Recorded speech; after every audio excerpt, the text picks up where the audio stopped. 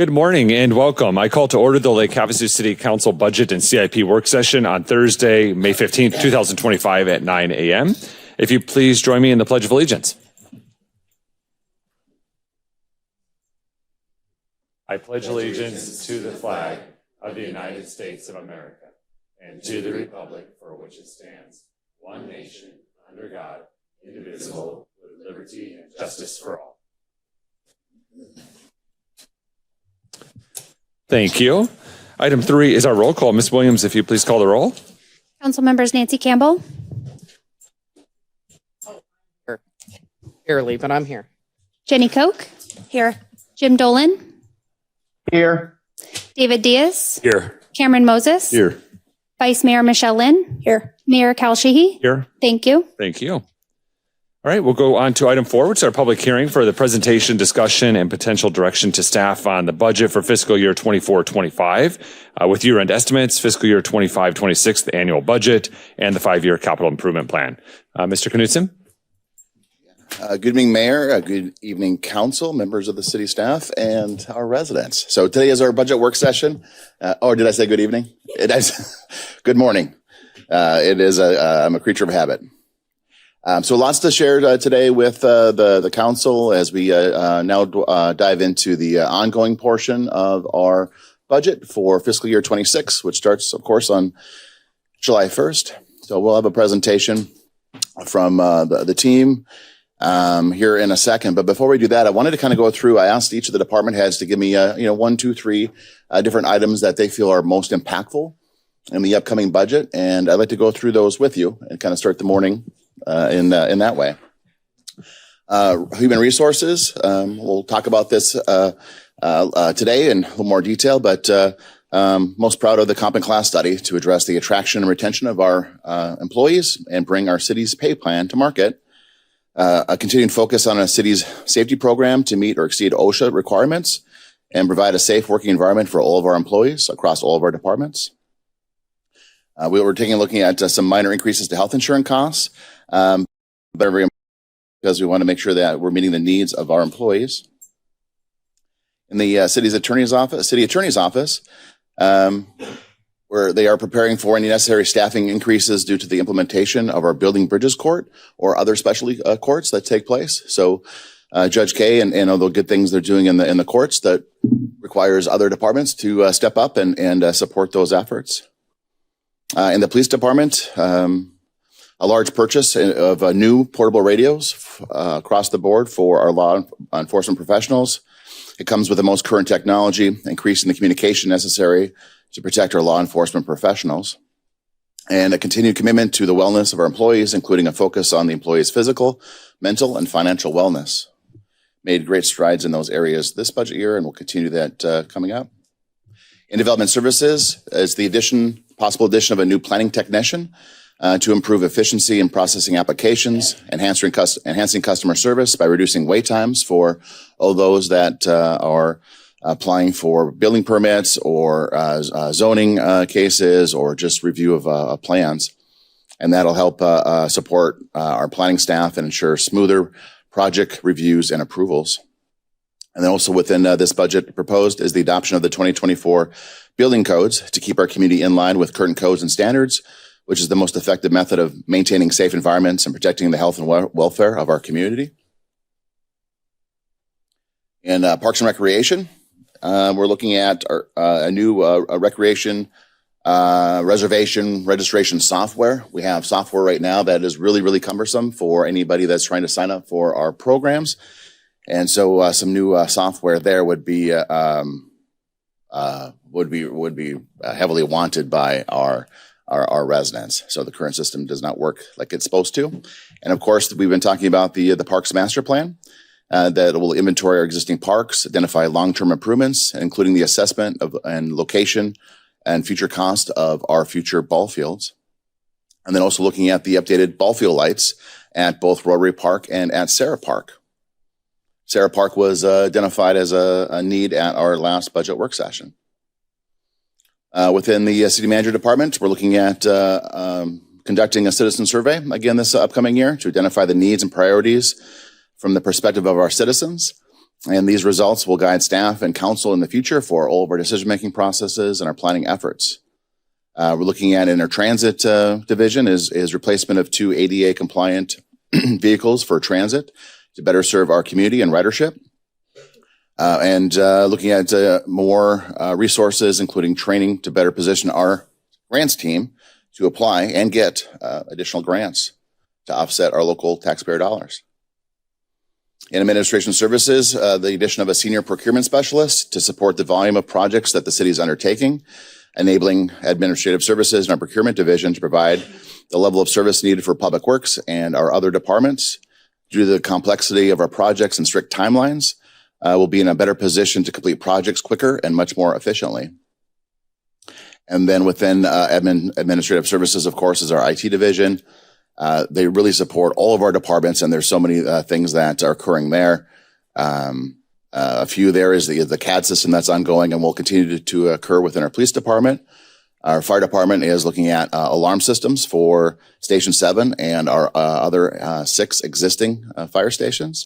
Of course, Mainstar in development services, the reservation system I mentioned earlier for parks, and Parks is also looking at irrigation controller upgrades for our parks. So putting our sprinklers on a better rotation that we can take a look at from more, programming these things and turning them off when it's raining, those types of things.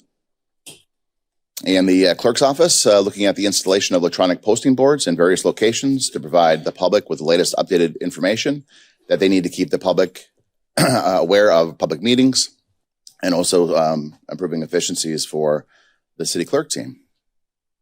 Within the fire department is the implementation of the paramedic firefighter apprentice program to attract our youth into the fire profession.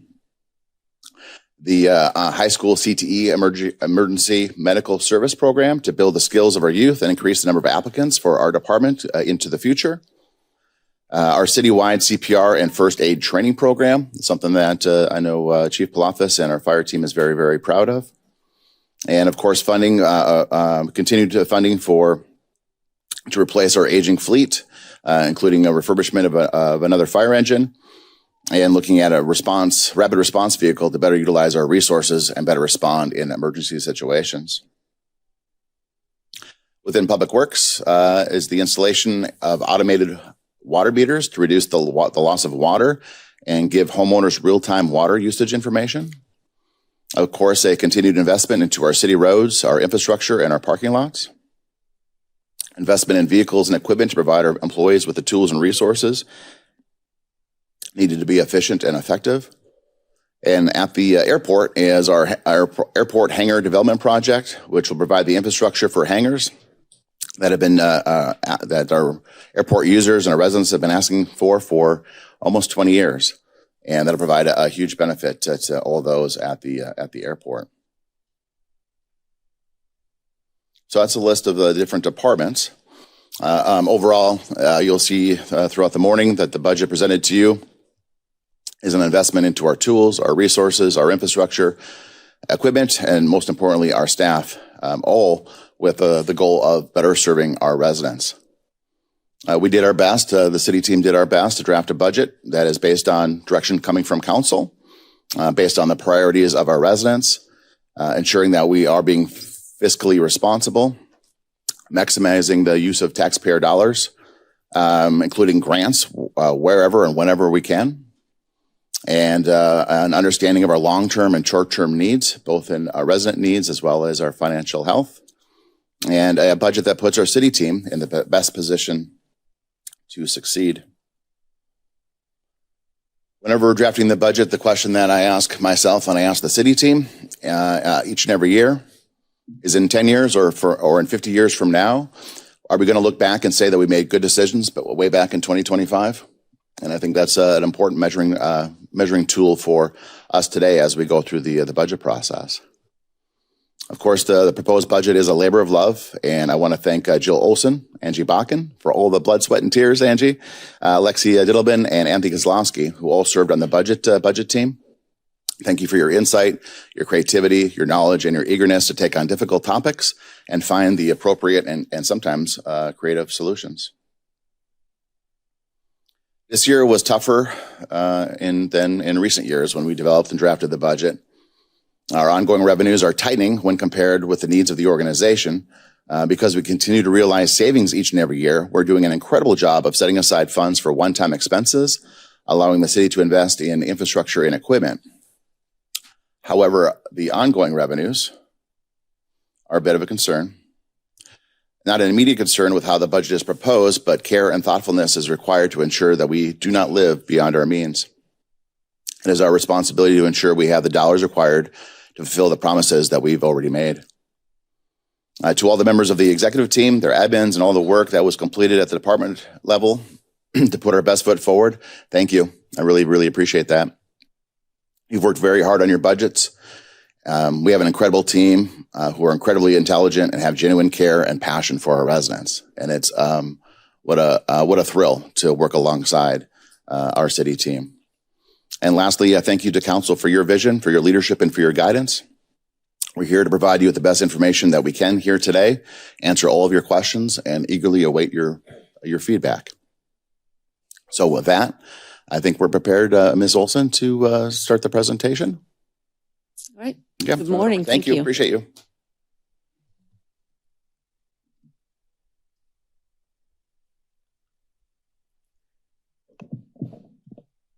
So today we will be focusing on the operating aspects of the budget primarily, and overall on what the capital is within those budgets. Again, the budget process, we're down to the point of reviewing the departmental budgets, what is part of what's being done today. And then we will adopt the tentative budget in June, first part of June, and the final budget will get adopted at the end of June. The budget materials that you've been provided include an operating budget book, and you'll see the tabs within that book include the financial projections, which has the kind of the health or the status of each of the funds, and their separate tracking. There are revenue highlights, expenditure highlights, and then of course at the back of that document are the individual department budgets, so you can see the differences there. We did include the revised CIP from the April meeting based upon feedback that we received at that time. So we did go ahead and just make those changes and give you the revised version of that, and we'll go over the details of that later in the presentation as to what has changed. So for today, we will start off with a presentation of the classification and compensation study. And then we'll take a closer look at the overall budget, including those departmental budgets, talk about next steps, and then we will go into discussion and question time. So for now, for the first item on the budget, I'll turn it over to Dr. Kimmelton for the class and comp study portion of the presentation. Thank you, Jill. Good morning, Mayor and Council. How are you today? Before I bring up our consultant and he's going to do a review of our recommendations, I wanted to take a few moments to talk about what we discussed last December in terms of the intent of the plan and what we were looking to do and what we were hoping to accomplish.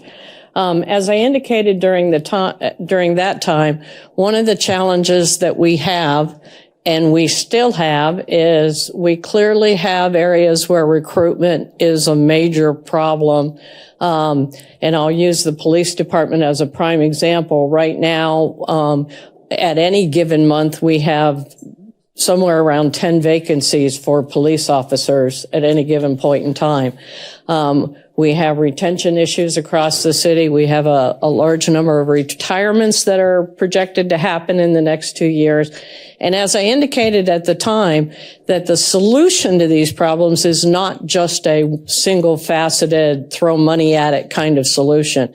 We have to come up with new innovative ways for recruitments. We have to come up with solutions in terms of how we pay people, what we pay people. And so one of the things that I asked the council at that time that you graciously agreed to do was to have us initiate a new compensation and classification study and to look at where we were. 4 years ago, when I was hired, the city was over pretty close to 25% behind the market in terms of the wages we were paying, on average. Now, that includes some people were being paid below market, some people were at market, and some people were being paid higher than the market average for their positions. So that number is an average across all city positions. Thanks to your efforts during the last 3 years, you have allowed us to move that plan closer to what market is, to the tune of about 11.5%. So we ended up a lot closer to what the market wages are than we were. And I would suggest to you that had you not done that, the challenge before you today in terms of bringing the plan to market would be almost insurmountable. So the information that we gave to our employees at the time that you agreed to allow us to do this study was that the plan was to try and bring the plan as close to market as we could get it.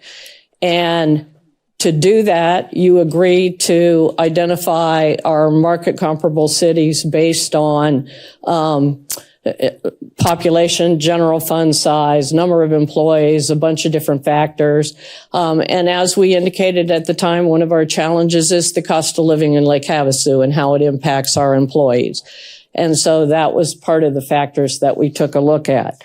In doing that, I wish I could say we solved all these problems and everything's great and we're going to move forward. Our recommendation is going to be based on how we could solve the most problems to the best of our ability and to get as close as we could to an ideal solution.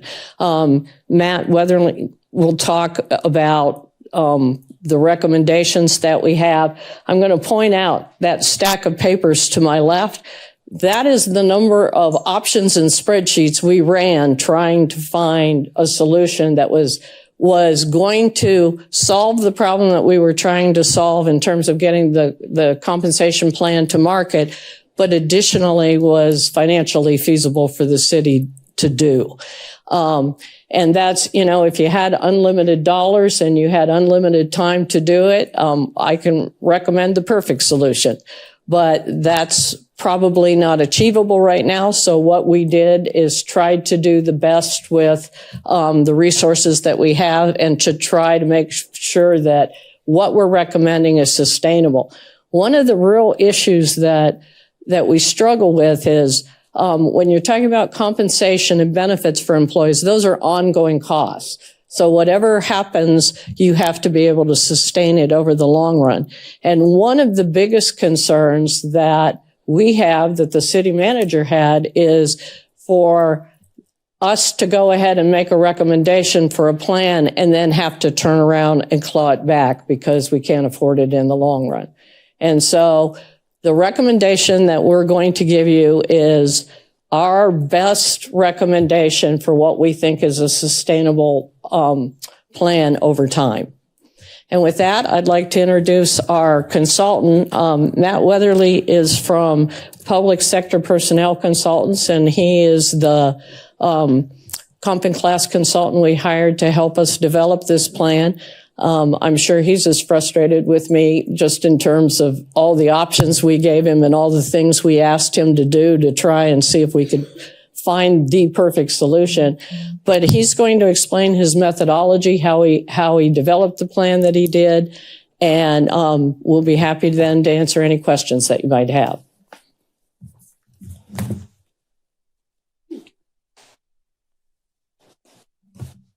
Morning, Mayor, members of council. Good to be back in front of you. Appreciate the spot on a pretty busy agenda.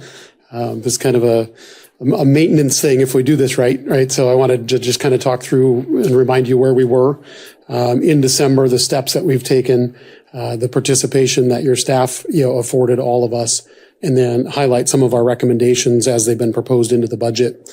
When we did visit in December, as Dr. Kimmelton mentioned, identifying the market, digging in on trying to identify if we're not directly, gaining and losing employees to these agencies. Do they have jobs like ours? Do they have services like ours? Do they have other elements in common? Given your geography, this is no obviously easy task. Your workforce participated in job questionnaires that allow us to review job descriptions. We are proposing some title modifications. Some of our staff were on site. We conducted about 150 different desk audit interviews with employees to review their questionnaires, review their job descriptions, ask follow-up questions.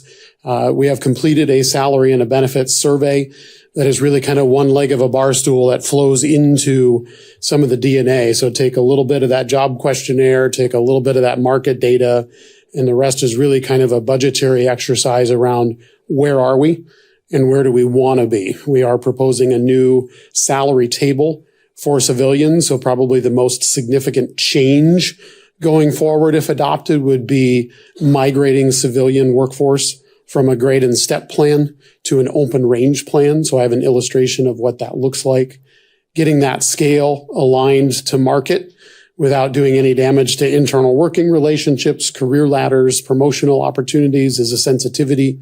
We do have some changes proposed to the step plans for police, for fire, for dispatch, detention, that will be adjusted to market as well.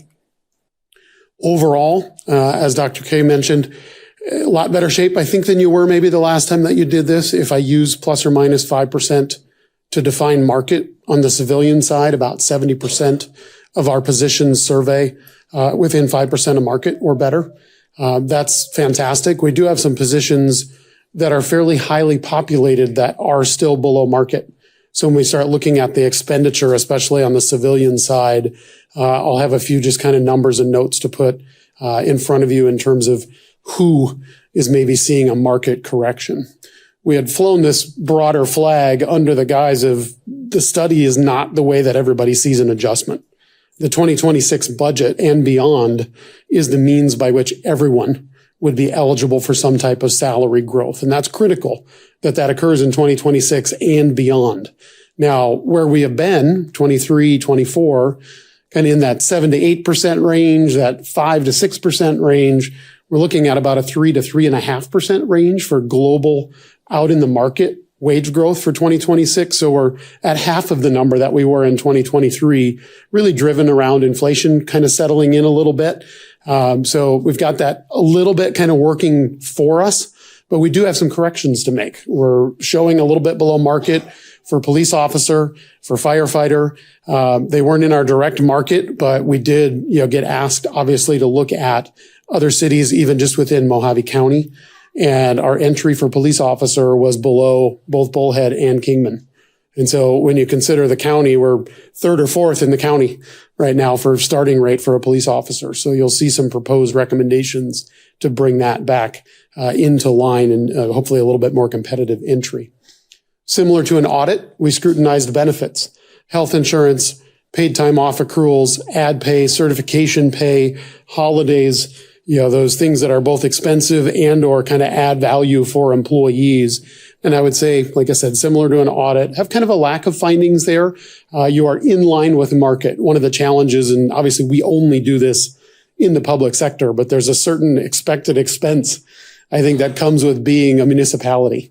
When it comes to paid time off accrual, when it comes to benefits and who pays what, when it comes to some of those ad pay opportunities. So, that kind of exists. And unfortunately, it's a really hard area to say, oh, we're going to lead the world in benefits, kind of thing, because that might not be as important to a 25-year-old as it is to a 45-year-old. So obviously trying to find that balance.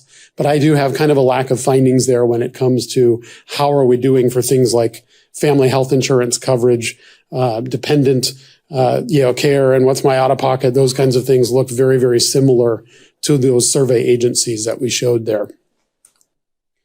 The open range civilian pay table that we are proposing is, like I said, probably the biggest adjustment going forward. This plan is designed to offer greater flexibility for in-range salary adjustments. Your current system, all jobs have a step plan with a 3.5% step opportunity. I wouldn't say that, I guess I would say there's a psychology associated with step plans where I'm probably going to get a step every year, right? So kind of in that anticipated, I'm going to move through your plan. There are always going to be years when you either wish you could do more, or in fact you could do more, or market suggested you needed to do more. So I think historically that plan has been used in combination. So a step adjustment plus maybe a COLA or a general increase or something like that, where the scale moved and the people moved. This does not prevent any of that. Just the opposite. We want to ensure that people are moving through these ranges, right? Through things like cost of living, through any other means between these brackets, right? So we have realigned all of our jobs to market because we did have about 30% of our civilian positions that were more than 5% behind market. So there is some movement there, meaning specifically if I'm an employee in a certain job class and my job surveyed low in market, I'm going to bring that to a higher pay range. We have to migrate all of your jobs on the civilian side over to this open range scale and at least ensure that nobody is below the minimum of the range that we're proposing. We do have about 155 civilians that fall below minimum when I shift to that plan. So goal number one, obviously, was to get the plan to market. Goal number two is to try and get everybody onto that plan somewhere. Now, we do about 70 of these a year. And I would say about a third of the time, we can go all the way. Meaning, hey, I moved your range by 4%, you get 4%. Or I moved your range by 12%, you get 12%. Pretty rare, right? Probably less than half of the time we have clients that are like, not so much gold standard, but effectively, if I move your range, I'm going to move you by that whole amount, right? So the numbers that you see here are a balance between what ultimately was greater than a $5 million proposition to say, what does it take to get everybody to market on this new plan north of $5 million, right? We can't quite swing that. So what we're proposing is getting the plan to market, getting people onto the plan, and then budgeting for salary adjustments in 2026 and beyond. So I show about a $600,000, $620,000 number for civilians. Like I said, there's about 155 folks. Some of those, if not the majority of them that need the greater increases, are on our lower third of our pay scale. So these are employees that are currently making below $22 an hour or below $25 an hour are going to see the greatest amount of adjustment to get onto our market-driven plan here onto these open pay ranges. But there's over 200 people that will not see anything, right? So if I point just to the study for the purposes of this slide, I've got about 155 people on the civilian side that will see an adjustment and a couple hundred that will not. On the public safety scales, we preserved the 3.5% step. We made some adjustments, particularly, I would say globally, to try and get back to within 5%. We were showing some variances across all of the ranks, across police and fire, that warrant some adjustment. And then we've got to get people back onto a step. And this is an area where it's probably the most visible, where the direct spend is a little bit out of our reach, right? If I move that entire pay range for those folks and they keep their step, just plug in the math, right? About every 1% across public safety is another $250,000 a year or more in spend. So I've got to get people onto the plan, but I can't necessarily get them all the way through the plan back to where they were. So I'm putting them on their next nearest step, and then they remain step eligible plus anything you decide to do for 2026 and beyond. Getting my public safety folks onto a step is about another $600K. My asterisks there include some vacancies. So doing the math on your current minimum for firefighter at 52, proposed minimum 56, right? There's about a $4,000 gap there, even for vacancies. So that's baked into this number, should we fill that position. Similar for police officer, our entry level's coming up about $5K. So even including those vacancies, I've got about $65K worth of just vacancies that if we don't fill, sure, there's savings. But I want to make sure that I represent that in the cost. Say we have budgeted positions that are not filled, right? There's some money there that may or may not be spent at any point as you're able to fill those positions. Similarly, for civilian, there's about $90,000 of that number is just vacancies comparing your current minimum to our proposed minimum. So there's a gap there that we want to try and close. We're budgeting for it. We may not spend it all. Globally, fully burdened, it's just under $2 million. So if we point to the study and look for a sustainable solution to one, honoring the ask, which would be getting the scale to market, and two, getting everybody at least on this scale, I'm at just under that $2 million number as far as a spend goes.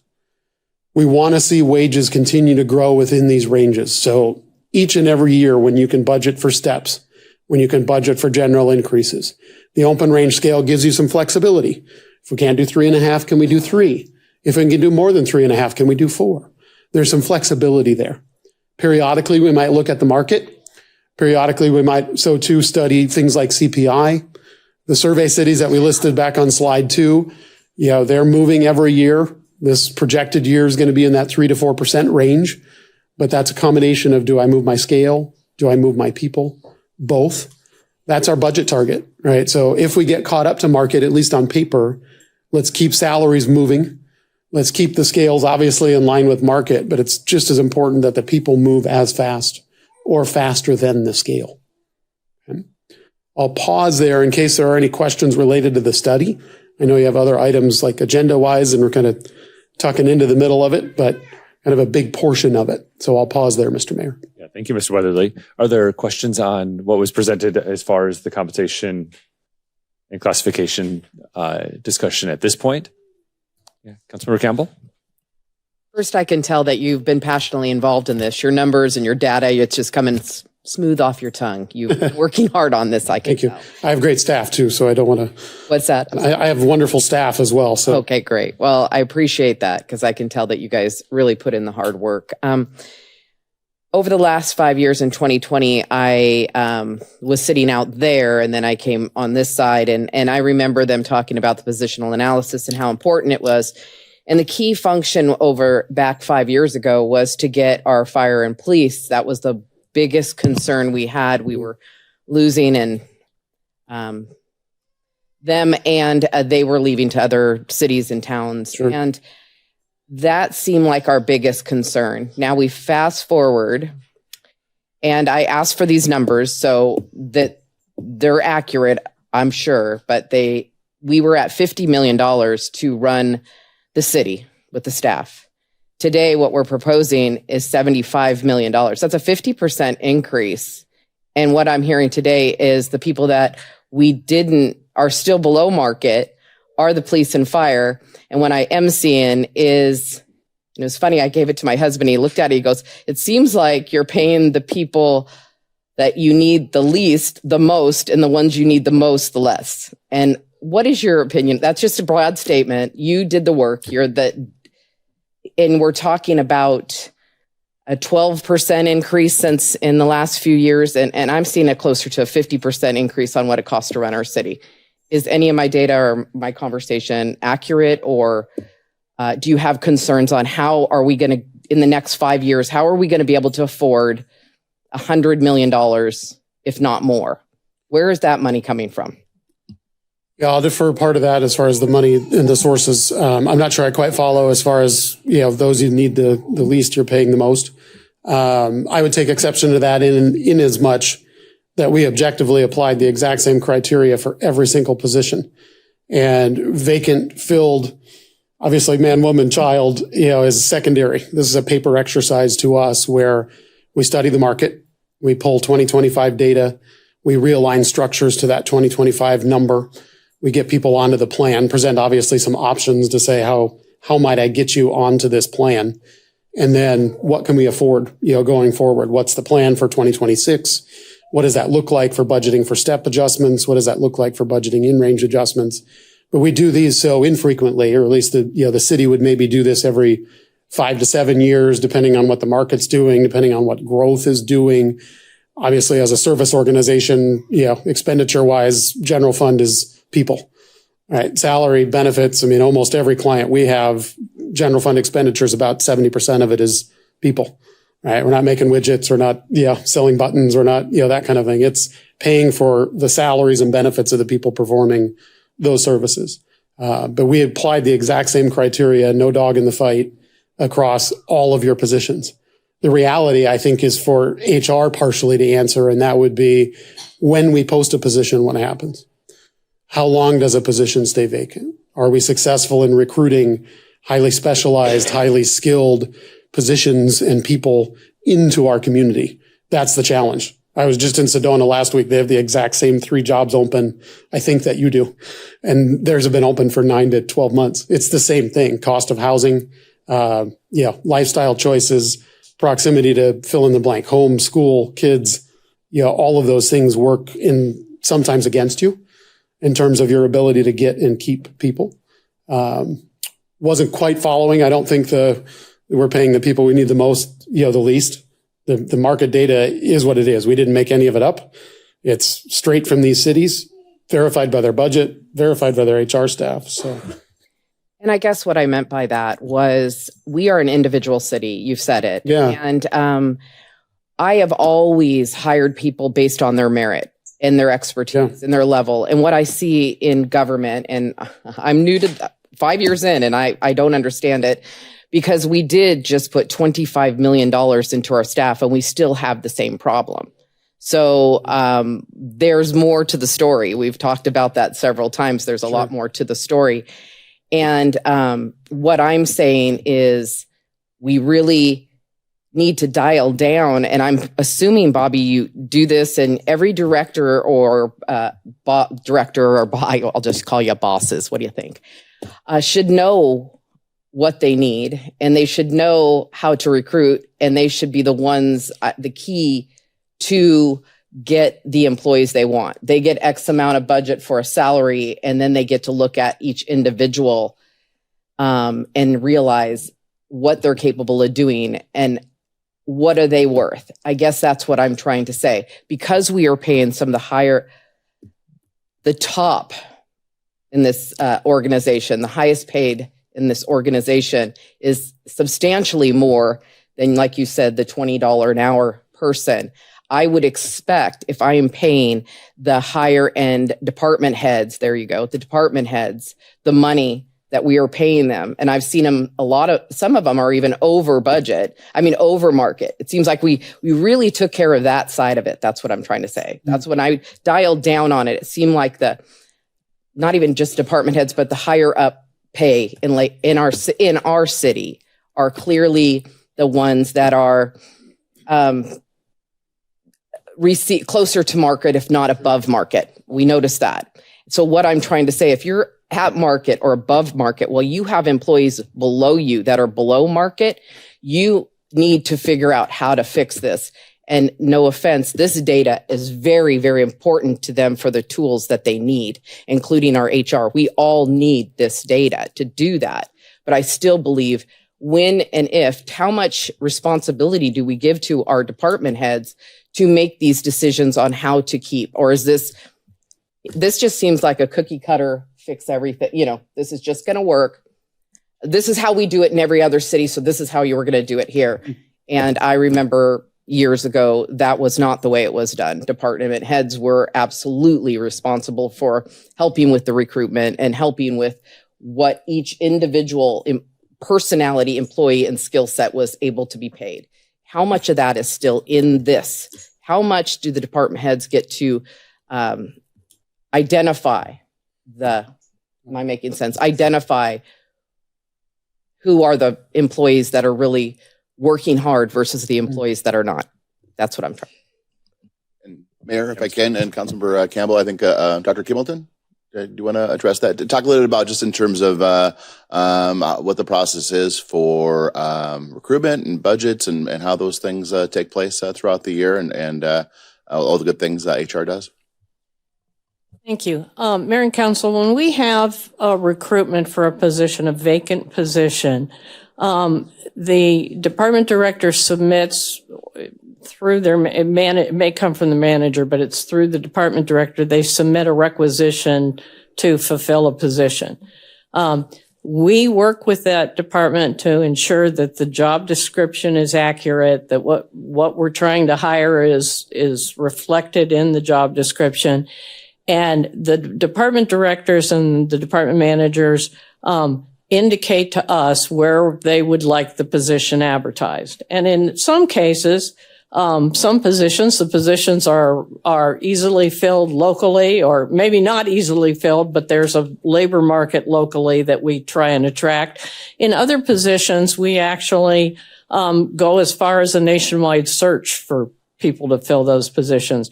We look at professional organizations that particular fields may belong to. We may look at, in the case of police and fire, the typical places that police and fire would go advertise for position. We also look at things like, are there programs we can do, like the apprenticeship programs are a great example of saying, okay, we can't find anybody that is able to come here, so we're going to try efforts to grow our own so that we can create a labor market within the community. And our directors have done an outstanding job of working with us to try and make that happen.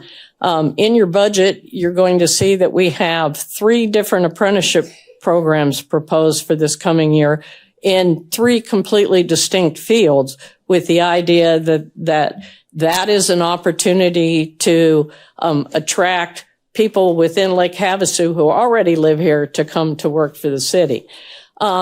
We have people that will, unfortunately or fortunately, part of our labor market, where we get our labor from is California.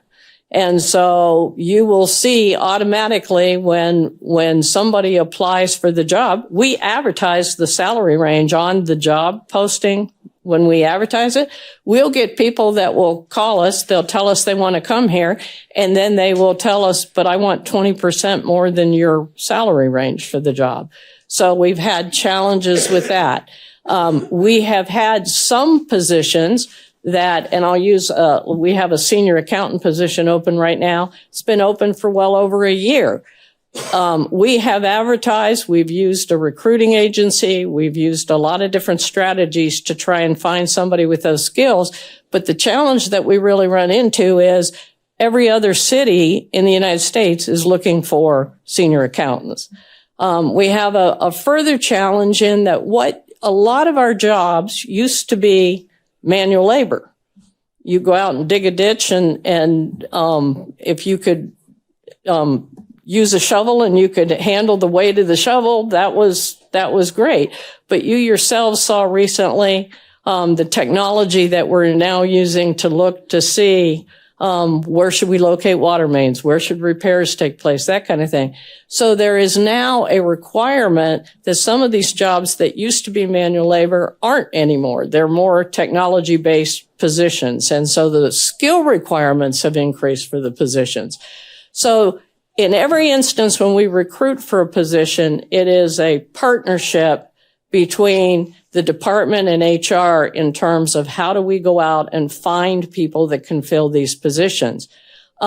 As we indicated previously, one of the huge challenges we have is we get people that apply for the jobs. We get people that accept the jobs. They show up here. They stay for 2 days and they say, I can't afford to live here and I can't afford to bring my family here, and they move on. We have people that, in the case of police and fire, the reason that we have the same problem that we had 5 years ago when they did the study for police and fire is the market keeps moving. And so it's not a one and done kind of situation where, okay, we get them to market and then we don't have to deal with this in the future. It is based on what is every other city doing that we're competing with for labor, or we're losing our labor too. And can we keep our wages to keep pace with that and still be able to afford it? And it does not surprise me. The 11.5% that I indicated to you was simply the wage adjustment piece, not total salaries or the step increases that people got. It was simply the wage adjustment that you all voted on every year.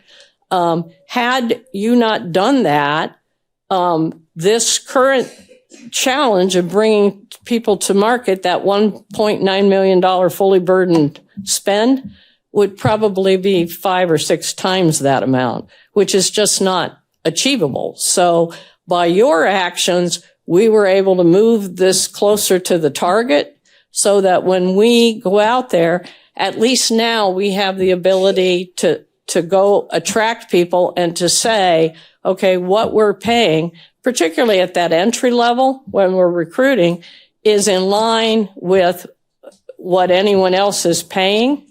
And hopefully the benefits of living in Lake Havasu will outweigh their choosing to go somewhere else. I appreciate those statements and your comments, but I guess one of the questions that I was really asking is how much involvement did our departments have in each one of these? And when you do bring somebody new in, it is a difficult balance, because how do you, the person that's been here 20 years has to train the guy that's coming in almost at the same wage as he is. It doesn't go well in any organization I've ever seen. And then the big other question is we've went up $25 million since I've been sitting in this seat overall, the cost to run this city. Where is the money coming from? And how are we going to afford that? When I was sitting up here 5 years ago and we were talking about we had to raise taxes across the board. And now today we're not having any of those conversations, but we are having this conversation, which is probably out of the whole budget. This, I think the rest of my council, I think, would probably agree. This is a hard part of the budget. Really is. Yeah. Well, this is an important part. And Dr. Kimmelton, before you answer the department directors and the team involvement, when it comes to the council has a huge role in this. So we are the ones that allocate funding. And so right now, Mr. Knudsen alluded to it, and I think Mr. Weatherly and Dr. Kimmelton, that we're trying to find a balance that is sustainable, that we have reoccurring funds for. We had the benefit over the last several years that we had revenues that were coming in from grants, from increased sales tax that we were having. You can see the graphs of how those collections were coming, and so it's sustainable. But that ability to have ongoing expenses, which labor and benefits is lessening. It's becoming closer. So we're not going to have as many opportunities. So this is the difficult conversations we're having now, is how do we ensure that we can meet the goal of not only trying to recruit people, but retain people. Yeah, I mean, so we have valuable team members that have years and years of experience that do the amazing work to serve our citizens every day.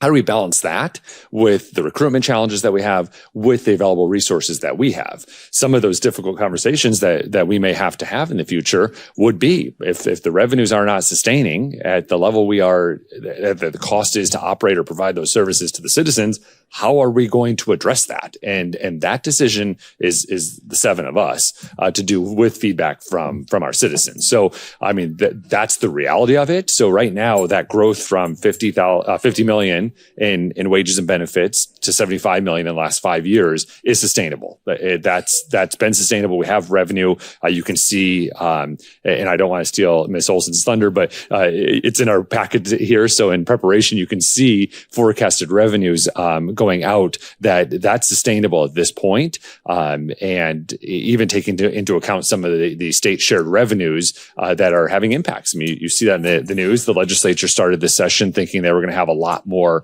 revenues than they are now projecting to have. And that's really what the holdup is of the current budget at the state level. But taking all of those things into account, this budget that we have, but your question is fantastic. Yeah, that's going to be a really difficult conversation that this council is going to have about how do you sustain that revenue. But what's proposed right now, there's a sustainable funding source as indicated in the documents provided to us. I appreciate that. But I think 5 years ago, if we were sitting here and we were being told your salary is going to go up 50%, overall cost is going to go up 50%. Well, from 50,000 to 50,000, 50 million to 75 million. That's a 50% increase. I would have been extremely nervous. And so what I'm trying to say, we really need to caution, because I don't think it's fixed or retention issues.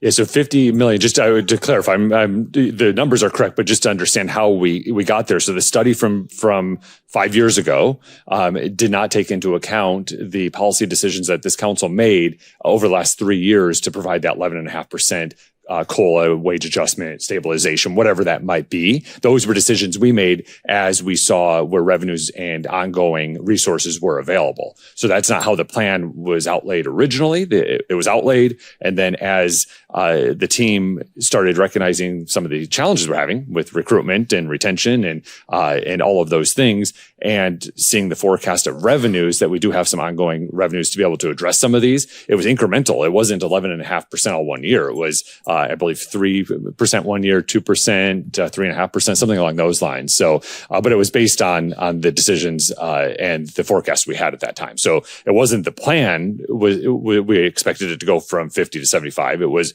the market conditions and the available resources that we had that allowed us to have those decisions or those discussions and then make those decisions. And I want to make it clear that the 11 employees that we have on this are very needed. So that would be a top priority to me. What I've seen, what I am concerned about is dialing it back and really looking at the departments that are actually at market or above market. You know, though you said 200 are not going to move at all, right? That is correct. And I would also indicate to you that in the ideal world, addressing the seniority and looking at people that have been long-term employees that we value, in the ideal world, you would take someone from their current situation and put them into the new situation, for instance, grade for grade. That would be the ideal thing. The cost of doing that, fully burdened, is somewhere around $8 or $9 million. If you go to the bottom of those spreadsheets, you'll see where we ran those numbers to say, can we do this? Can we afford to do it? Looking at making a cost of living adjustment, looking at a step increase, looking at getting the plan ideally to market and then placing people in that plan according to where they are now so that you recognize seniority and that becomes an important part of it.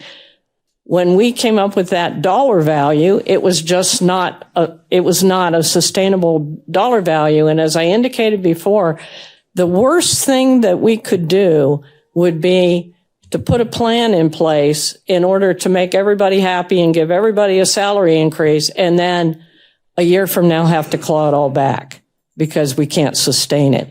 And cities who have done this have had that issue where they've had to turn around and take money away from employees. And so what we tried to do was come up with a solution that tried to take into account, let's get the plan to the market. The issue of where people show up in the plan, that's an ongoing challenge that we have is, okay, we can't do all of it now. Is there something in the future where we acknowledge and recognize seniority and we make adjustments going forward? That's what Matt was talking about. It's a continuing process. It's just not stagnant. It's not a one and done that once you do this, you don't ever have to look at it again. And ideally, I would love to have been able to afford to do that. And I'd be a very popular person right now if I had recommended that. But it just is not financially feasible, and it would have been irresponsible to recommend that to you. My final statement is I would really hope that our department heads would really actually be fully invested in this process. And I hope they are, and that they have the ability to be fluent, I guess, in their direction and not so much a one and done. I think we have some really great employees here. I think that they have spoken out, and I think they have had concerns and they feel that they haven't been listened to. Councilmember Campbell, I think one of the challenges is that when we talked about bringing the plan to market, one of the things that happens when you do that is people think, okay, I'm being paid below market, so that means I should get a wage adjustment of some sort. And as we indicated, that was not necessarily true. We had a number of employees who were under market that we needed to recommend bringing to market, but we have people who are being paid in the market who did not get an increase because when you adopt these new ranges, they are already being paid what the market is recommending. That didn't make everybody happy. I didn't expect that it would make everybody happy, but that was never the goal of the plan in the first place. The goal was to bring the plan to market and to make sure that those people that were under market were brought to that new minimum. As was indicated, a lot of those positions are lower level positions in the organization where they were being paid almost minimum wage was where a lot of that wage was. We also had a couple of positions that we had to move simply because we had some equal pay issues we had to address. And so we moved some people in some of the lower level positions that will be moved to the new minimum in order to pay them fairly in accordance with federal law. Dr. Kim Milton, can you talk a little bit about, just as a reminder, I know we talked about this in December. I know, Mr. Weatherly, you went over it briefly this morning, but the staff's involvement. So the department directors were involved in the process of the development of this, as well as the teams, the actual individual team members that are fulfilling the duties by doing their survey, and then even 150 additional audits. Correct. Normally, when you do a compensation and classification survey, you pick 20 jobs that match your market cities, and you go out, they call them benchmark jobs, and you go out and take a look at those jobs, and then you place everybody else accordingly based on job families and internal relationships, those kinds of things. What Matt's team did is we actually had every job classification in the city filled out what we call a position analysis questionnaire that says, here's what I do for a living on a daily basis. Now, one of the challenges is that when you have dedicated staff like we do, sometimes they do things that they shouldn't be doing, that are not in their job description. So part of the involvement of the department directors and the managers was to levelize that, to say, okay, here's what your job, here's what you said your job is. Here's what your job is, and to make sure that that was reflected accurately. And then Matt's team went and interviewed 150 different positions out of, we probably have 200 in the city. The 50 that aren't represented are because they did group interviews. So every employee and position had an opportunity to have some input into what their job was. I will say that police and fire was not as in-depth because those are fairly standard job descriptions in terms of what they do for a living. But everybody else, we took that information, and that information was used then to establish the benchmarks, to put people into the plan, or put the positions into the plan, and base their grade placement or the step placement based on what they actually do for a living. Thank you. That was very informative. I appreciate it. And also, Dr. Kimmelton, it's my understanding that the open range on the civilian side actually does give HR and the department directors more flexibility in recruitment and compensation within the confines of the budget that we approve. It does. You've got several things about it. Currently, on our existing step plan, if you decide you're going to give a 3.5% step increase, it's either a 3.5% or it's nothing, because you don't have any other options with our current step plans. With the open range, during the budget process, you have the ability to recommend, hey, we're going to do a 1% increase this year, or we're going to do a 6% increase this year. So it gives flexibility that way. We also, under our current step range, when we hire people in, we're very much restrained as far as where you can bring them into the city. One of the things that we do, and it's part of this process, is when someone has a vacancy and they go to hire someone, we actually do an analysis to determine whether or not we're creating an equal pay violation. Where are other people being paid that are in that same position, so that we are not creating a situation where somebody is being paid more than an employee who has 15, 20 years of experience. So we balance that out. But we also look at what skill set is that person bringing into the job. Are they better qualified? Do they have better education? Do they have more experience? Do they have better skills? And that all plays into our analysis. We actually do it based on a point system. So it's not me sitting there saying, well, I like that person, so we're going to pay them more money. There's actually a point analysis that's used to determine where people, whether or not they warrant a higher level of pay than the step one. It's not entirely a science. There's an art to it in terms of negotiation with people. You know, what will you come work for us for? And in some instances where we've had hard to fill positions, if we find a qualified applicant who's willing to come here, we may pay more to get that applicant here. Typically, those jobs, though, are one job, one person kinds of positions. Thank you. And then again, it's my understanding on the 1.9 fully burdened cost is the cost to implement the plan, bringing the plan to market. They're also in the proposed budget is a 3.5% step increase for all team members on their anniversary date. So this is just the discussion right now is just bringing the plan to market. But there's also additional items in the budget for when it comes to the actual compensation that our team members will be receiving. That is correct, Mayor. And additionally, you also have to, when we talk about a fully burdened rate, as you may be aware, one of the challenges we have, particularly in the public safety area, is the pension that public safety employees get almost double the cost. Whatever we pay them in a dollar salary, you almost double that cost. I think it's 70% in terms of their pension costs. So when we talk about a fully burdened rate, whatever we say the salary dollars are, you can double that, and that's what the actual cost is going to be. Thank you. Yeah, Councilmember Diaz. Mr. Knudsen, you had mentioned that you had some concerns about ongoing revenues on your opening statement. Can you tell me what that you said? Unless I heard you right or wrong, you said ongoing. You might have a few concerns about ongoing revenues. Yeah, Mayor, Councilmember Diaz, yeah, certainly. And I know this is Jill and her team are going to continue the presentation and with a more of a focus on the financial health of the organization and some of the other items that are included within the budget.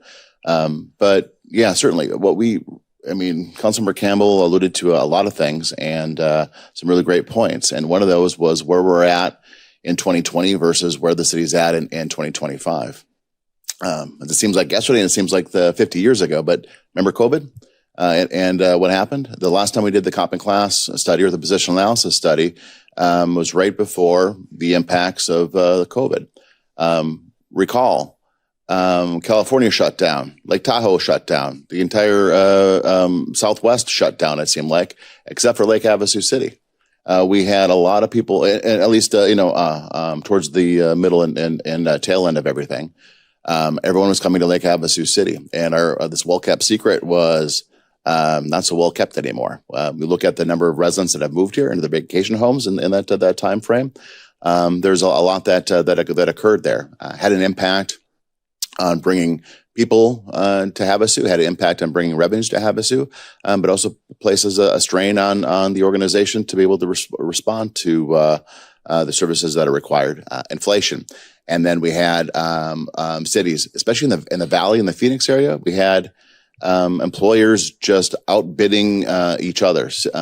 Chandler would increase the wages for a police dispatcher. And then they'd fill their positions, and then Mesa was short, so they would increase theirs. And then they were just bouncing back in some of those things. So a lot of those things were happening that came along with increased revenues. But, essentially what we are very, very careful of is making sure that we don't go beyond our ongoing. As soon as we get to the point where we're using one-time funds to pay for the ongoing expenses of the city, we're in deep trouble. And I use that word selectively. That's a big deal. Dr. Kimmelton talked about what Sedona did in terms of giving raises and then realizing they don't have the dollars in future years to sustain that.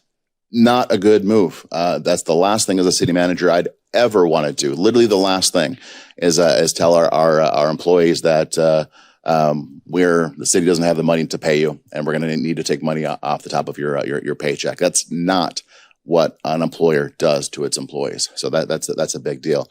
So Councilmember Diaz, Jill will get into some of the details and some of the specifics, but we had to take a very, very close look at it. And what we're trying to accomplish there. Each and every year, we save money through the budget process, but those are one-time funds, one-time savings. And then, based on council's direction, we're able to come back and spend those dollars on one-time items. As the city defines one-time items, a vehicle, a police patrol car, a fire engine, a road project. Those are considered one-time, right? You don't have to pay for that same vehicle each and every year. But yeah, we're up against it a little bit in terms of what that looks like.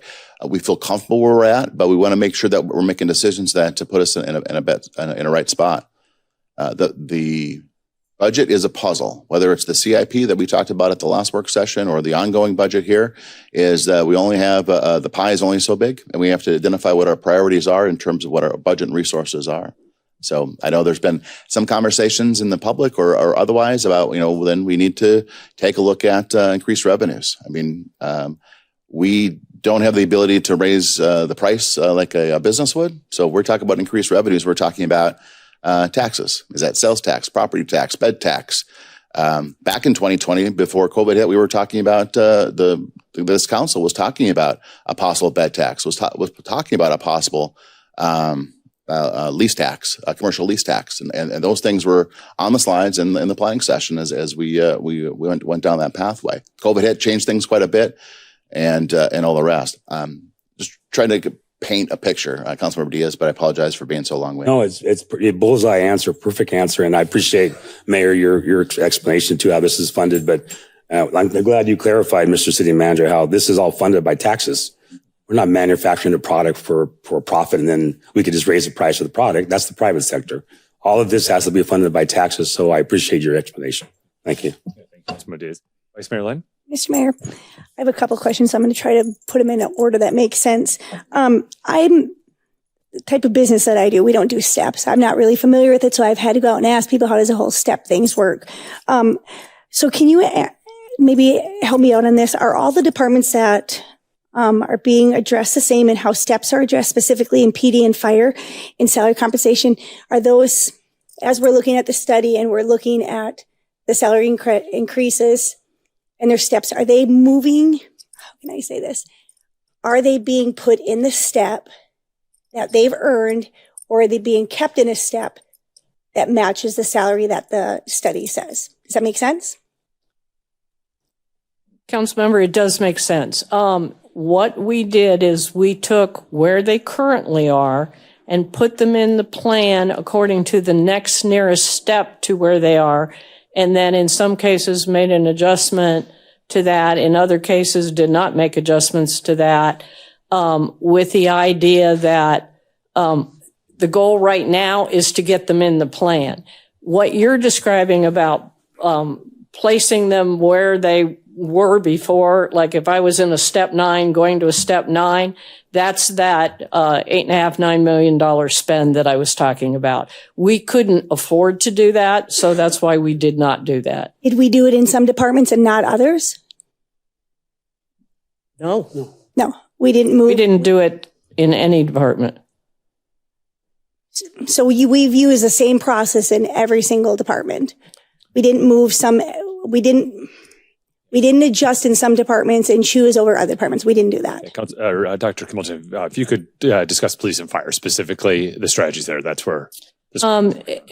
In particular for police, because we have as was indicated, our lower level, entry level police officer was so far below market.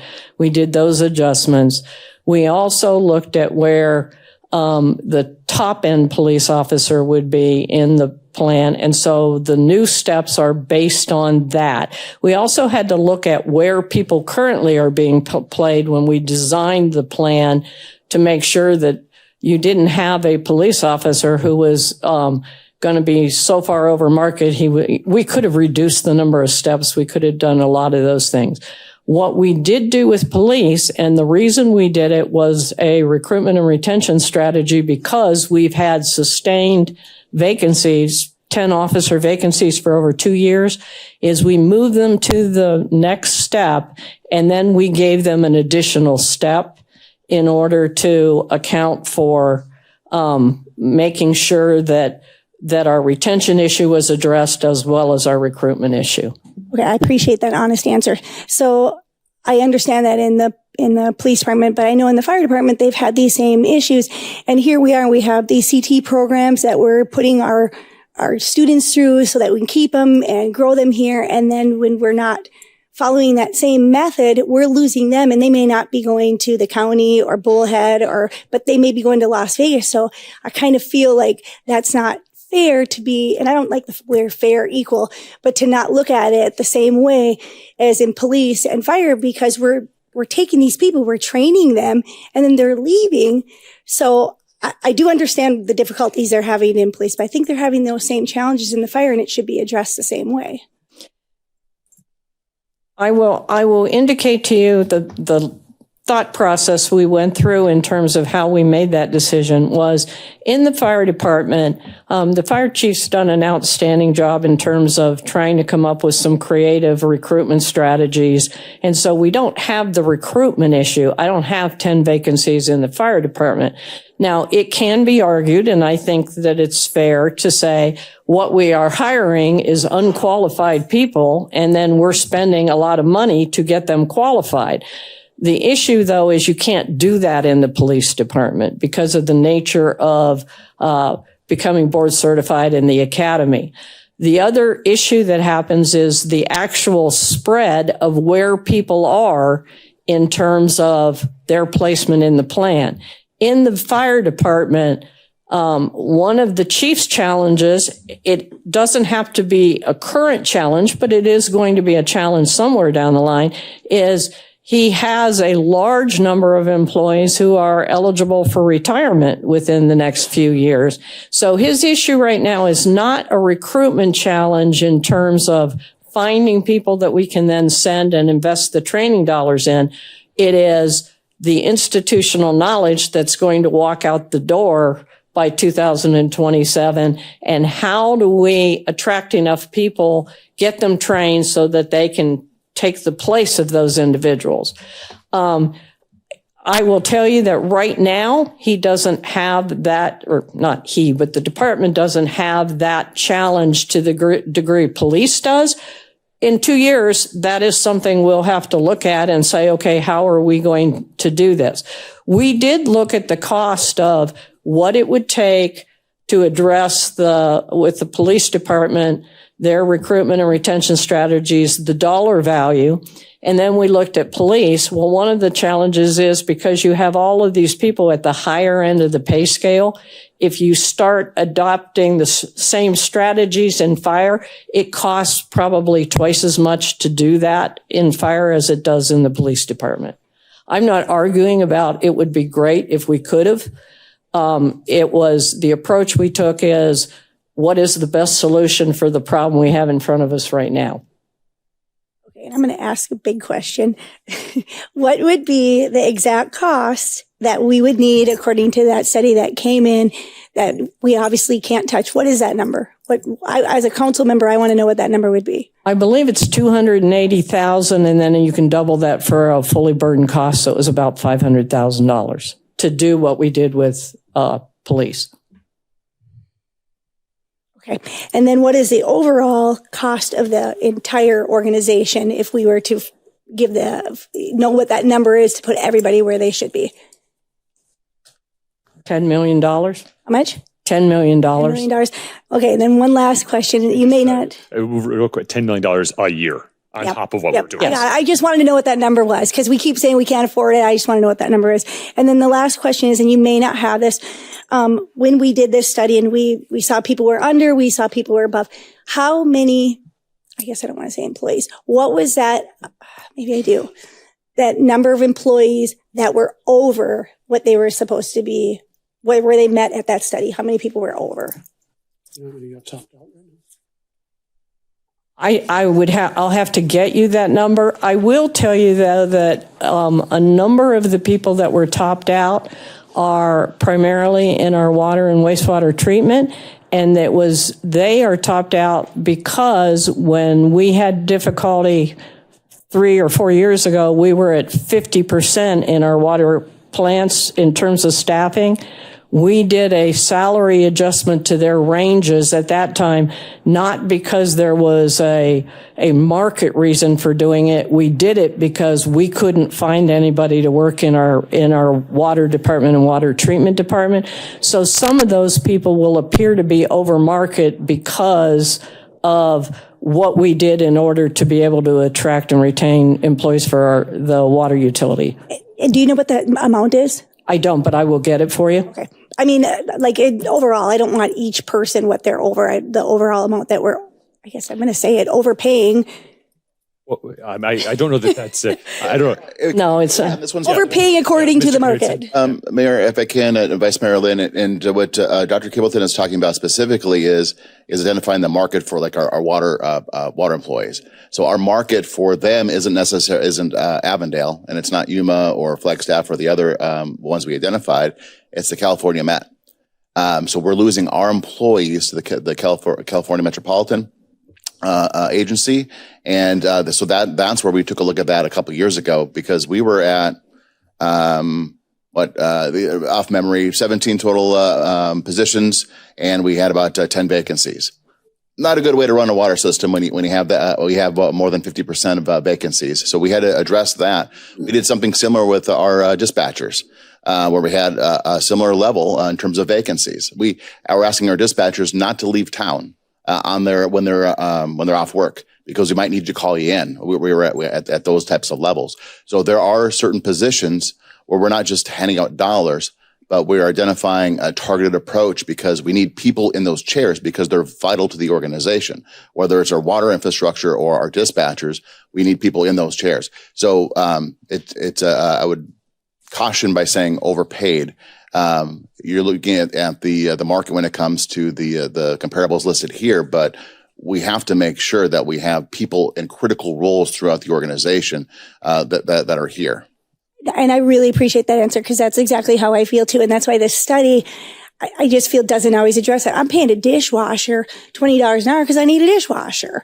Well, minimum wage is $15 an hour. So I understand that. So I think it's hard for me to look at this study and say, well, we're going to put these people over here because we really need these positions. But these ones, well, we're still going to keep them in this because that's what the study says. To me, as an employee, that would be challenging to hear, well, we're going to pay this person more because we really, really need them. And these ones, well, the study says this, so that's all you're going to get. It would be hard for me as an employee, and I can see where lots of concerns. I've gotten phone calls from lots of employees saying, hey, I've been here for 10, 15 years, and I'm getting paid the same as a person that just came on 4 years ago, and I'm doing more work than them. And so that would concern me. I'd want to leave the organization. I would, because I'm not being compensated. And I understand that they went around and they had the consultants or whatever talk and do the little surveys. But unless you're really in that person's job, you don't know exactly what they're doing. Vice Mayor Lynn, and again, I want to address this because the answer to your question is, in the ideal world, we would address that. I don't argue with your logic at all. The fact is, that's the grade for grade or recognition of each employee based on their seniority and their contribution and where they get placed in the plan. Down the road, that may be the ideal solution if there is funding available to do that. We don't have the funds now to do it, and it would have been an irresponsible recommendation to do that. I 1,000% understand what you're saying. It wasn't a feasible solution that was affordable ongoing, and that's why we took the approach we took. The answer to your question is, in order to do what you just said, we would have had to have done the equivalent of a step for step. You're a 9-year employee, you're going to make more money than a 7-year employee who's going to make more money than a 3-year employee. Absolutely, that would be the ideal solution, but it's not sustainable and we can't afford it. If I may, then we'll go to you, Councilmember Campbell, just to close the loop on what Mr. Knudsen was saying about the water strategy, some of the strategy we did with dispatchers. This study that we just did, it's not a reset, but it's a new check-in point. So it's a check-in point. So they're not moving on the scale now. It's the work that we did similar to the 11.5% and adjustments we did over the last 3 years are taken into account. So everyone now used the same methodology. And again, it's a fluid plan. I mean, this isn't, but it's a check-in. And again, this study, is coming to us from Dr. Kimmelton. So she recognized the problem from a recruitment standpoint. HR's under her purview and responsibility brought this forward proactively to us so we can have these discussions and be able to ensure that our team members are paid fairly and that they have a strategy for recruitment and retention. Where in 2020, it was led by employee groups and some of the challenges we were having at that time. So completely different scenarios. But just to put that into perspective, Councilmember Campbell, did you have a comment? I just, back to this is tax dollars. We all know that. Everybody in this room understands that. And what happens that I'm concerned about, if we've went up 50% to run the city, when these people retire, the retirement where we lose staff, they retire, they will be receiving almost 50% more in their retirement, basically, not exactly. So that's all fluid as well. So we got to be very mindful every time we do this and we do these step increases and we raise the salaries, when people retire, they are retiring at a higher level, which that's our taxpayers' responsibility, our community, ours up here, is that we may be in trouble later. So this is a big job. And again, thank you for all your work. I appreciate it. Are there any other comments or questions from members of the council for Mr. Weatherly or Dr. Kimmelton on this issue before we move forward? And we'll be able to circle back with questions as we'll go through the rest of the presentation, and then we'll have some discussion. And then, of course, they'll be available to answer questions. All right. Thank you very much. Can I ask one more question? Oh, I'm sorry, Vice Mayor Lynn. One more question.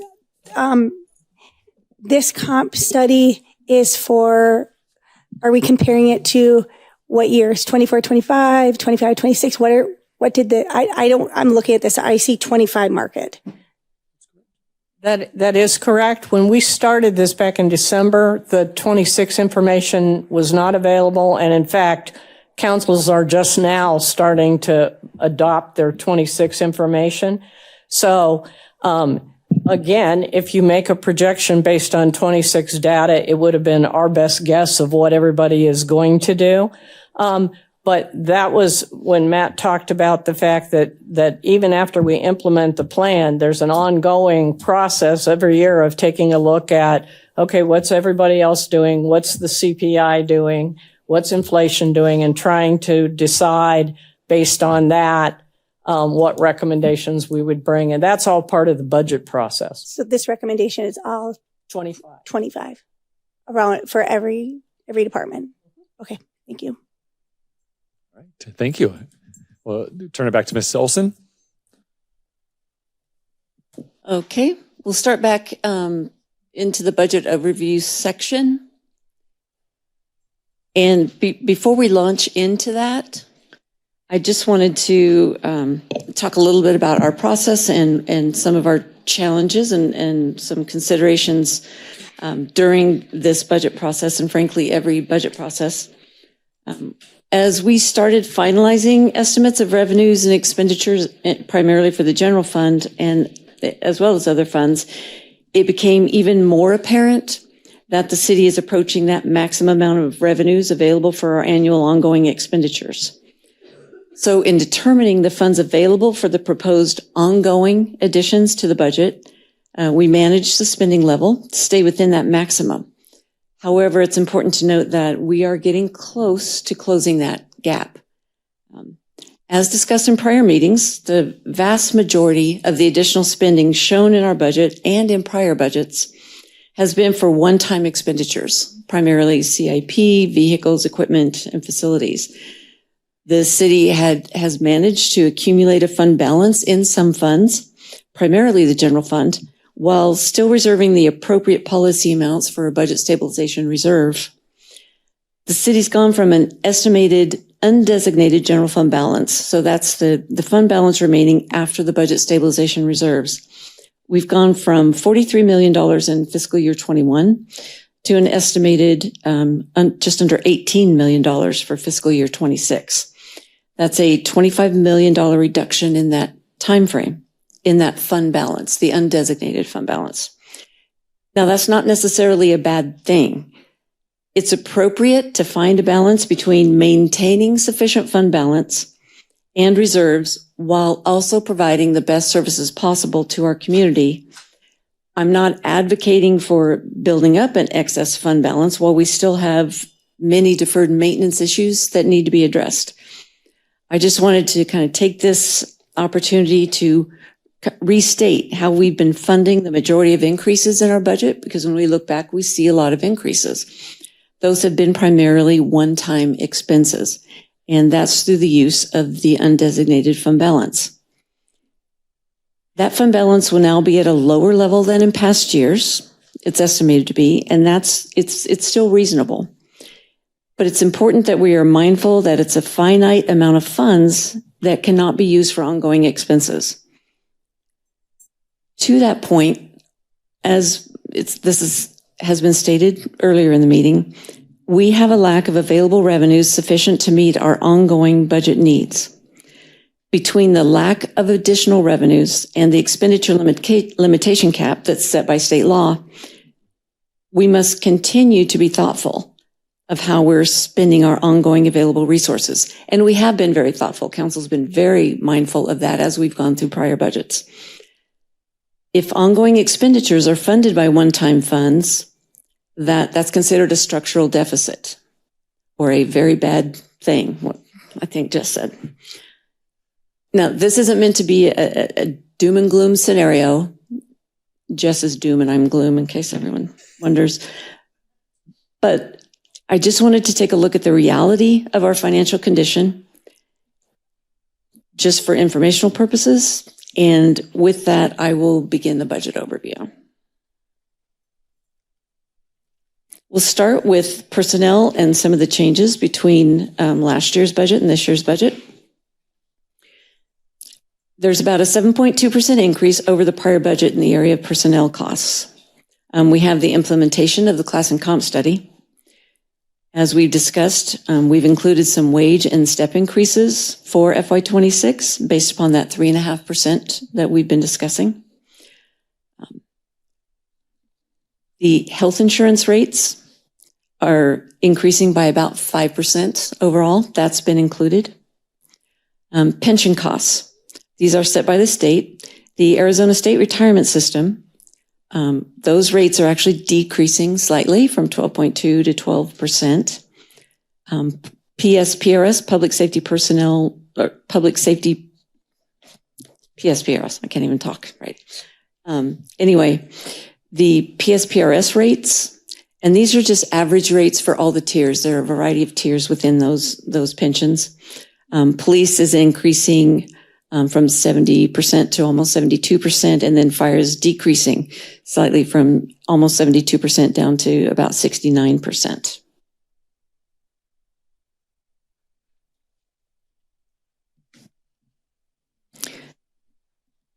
The new full-time positions that have been included in this budget, and again, this was a huge discussion area for us as we took a look at what our annual ongoing expenses were that we could support into the future.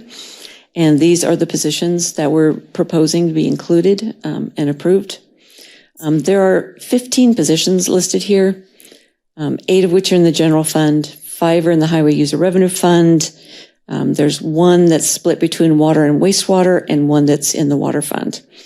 There's really a net addition of 10 positions because in Parks and Recreation, you might see that the asterisk that is indicated there on the slide, there were 8 part-time positions that were reduced and not funded in order to add the 4 full-time positions that you see there. Also in the area of transit, there were 2 part-time bus driver positions in that, or I should say division, that were reduced in order to fund the additional position in transit, full-time position. So some of those positions, just to review admin services, it was discussed earlier that we've included an addition of a senior procurement specialist just to keep up with the number of purchases that are occurring based upon the number of projects that are ongoing. In development services, an additional planning technician. We talked about parks and recreation, additional parks maintenance technicians. In public works, there is an addition of 5 street staff, including a street inspector. And then we have 1 water crew lead, 1 utility inspector, again, that's split between water and wastewater, and an additional facilities maintenance specialist. And again, on transit, the admin specialist 1 position has been included.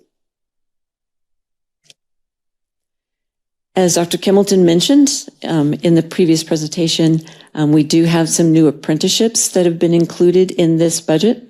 There are 4 additional apprenticeship positions, 2 in fire, 1 additional in police, and then 1 in public works, and these are all general funded.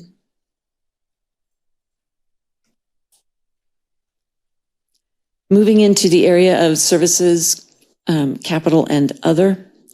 For the increases in the area of services, it's about almost $6 million more than in FY25, primarily due to additional repair and maintenance programs. There's an additional $2 million for an additional street preservation program, various door replacements, HVAC system replacements, various facility needs, and also city parking lots, and also is included some additional professional development and training.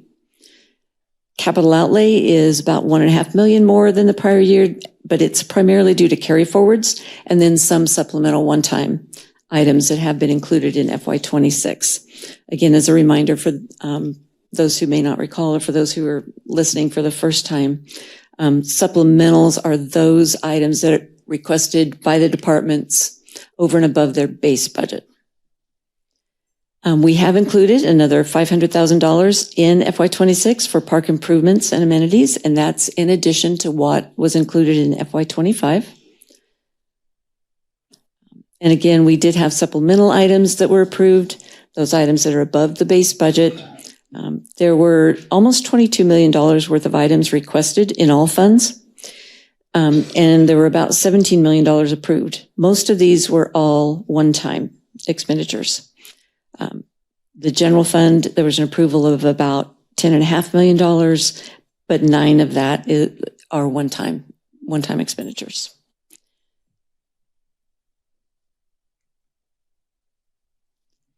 In the area of other revenue and expenditures,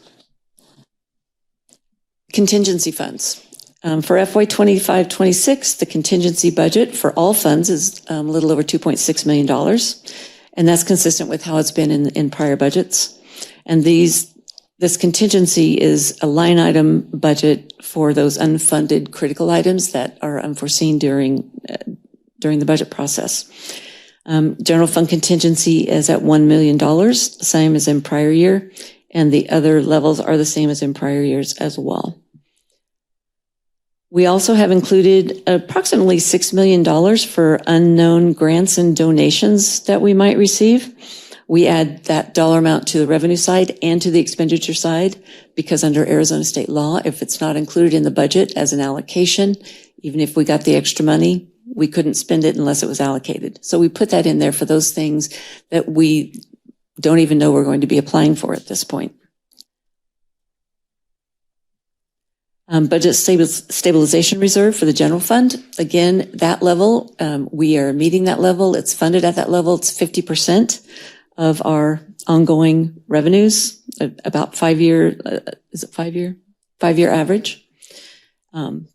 So that's funded at the 50% level. That's 6 months of operating revenue. So just to clarify, it helps us to be able to react, have a little bit of time to react to any economic downturns that we may start to see, and to do that in a more timely manner. It doesn't avoid potential reductions, but it does give us some time to cover those expenses until those reductions can be made if necessary. For property taxes, the property tax rate is proposed to remain unchanged at 0.6718 per thousand. The assessed valuation increase brings in an additional levy amount, additional revenue of about $430,000, 116,000 of which is attributed to new construction.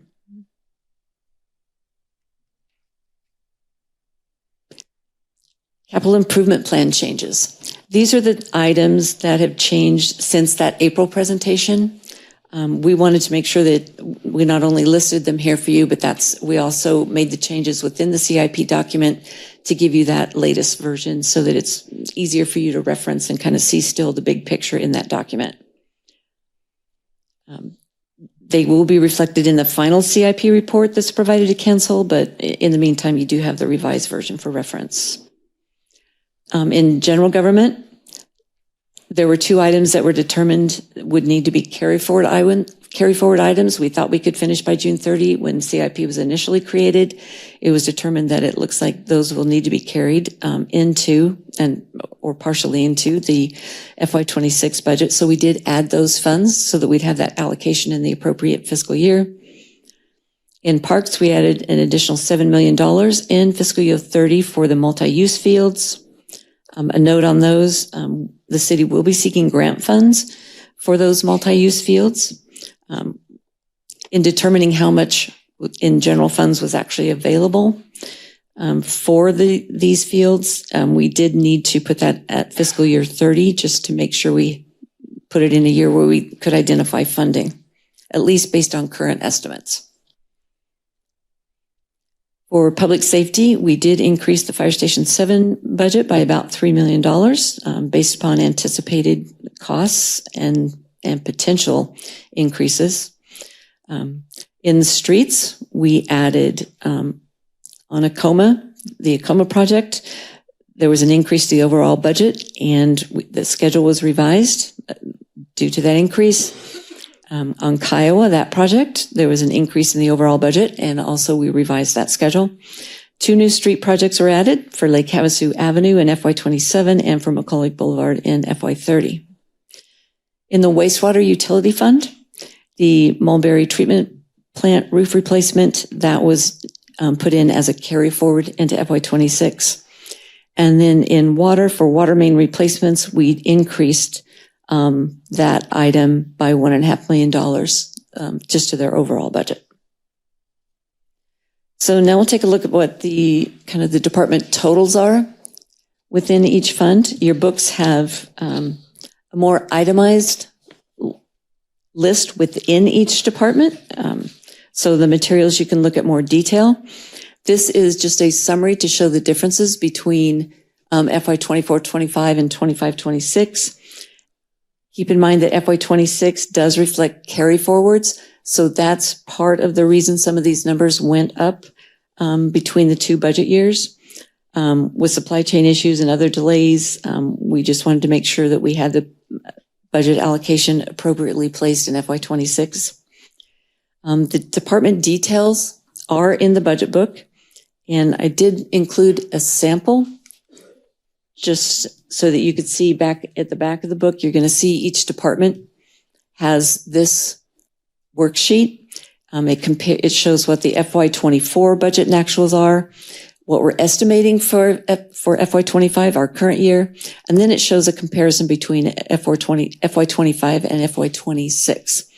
So you'll see those numbers, and then at the very bottom, we tried to include all of the major variances, those items that you would glance at that you might think, wow, why did that go up? You'll see those variances listed down at the bottom. So for Parks and Rec, under the services line item, that includes one-time funding for Parks and Recreation Master Plan and ball field lighting replacement at Rotary and Sarah Parks. And then we did include the additional $500,000 for park improvements and maintenance.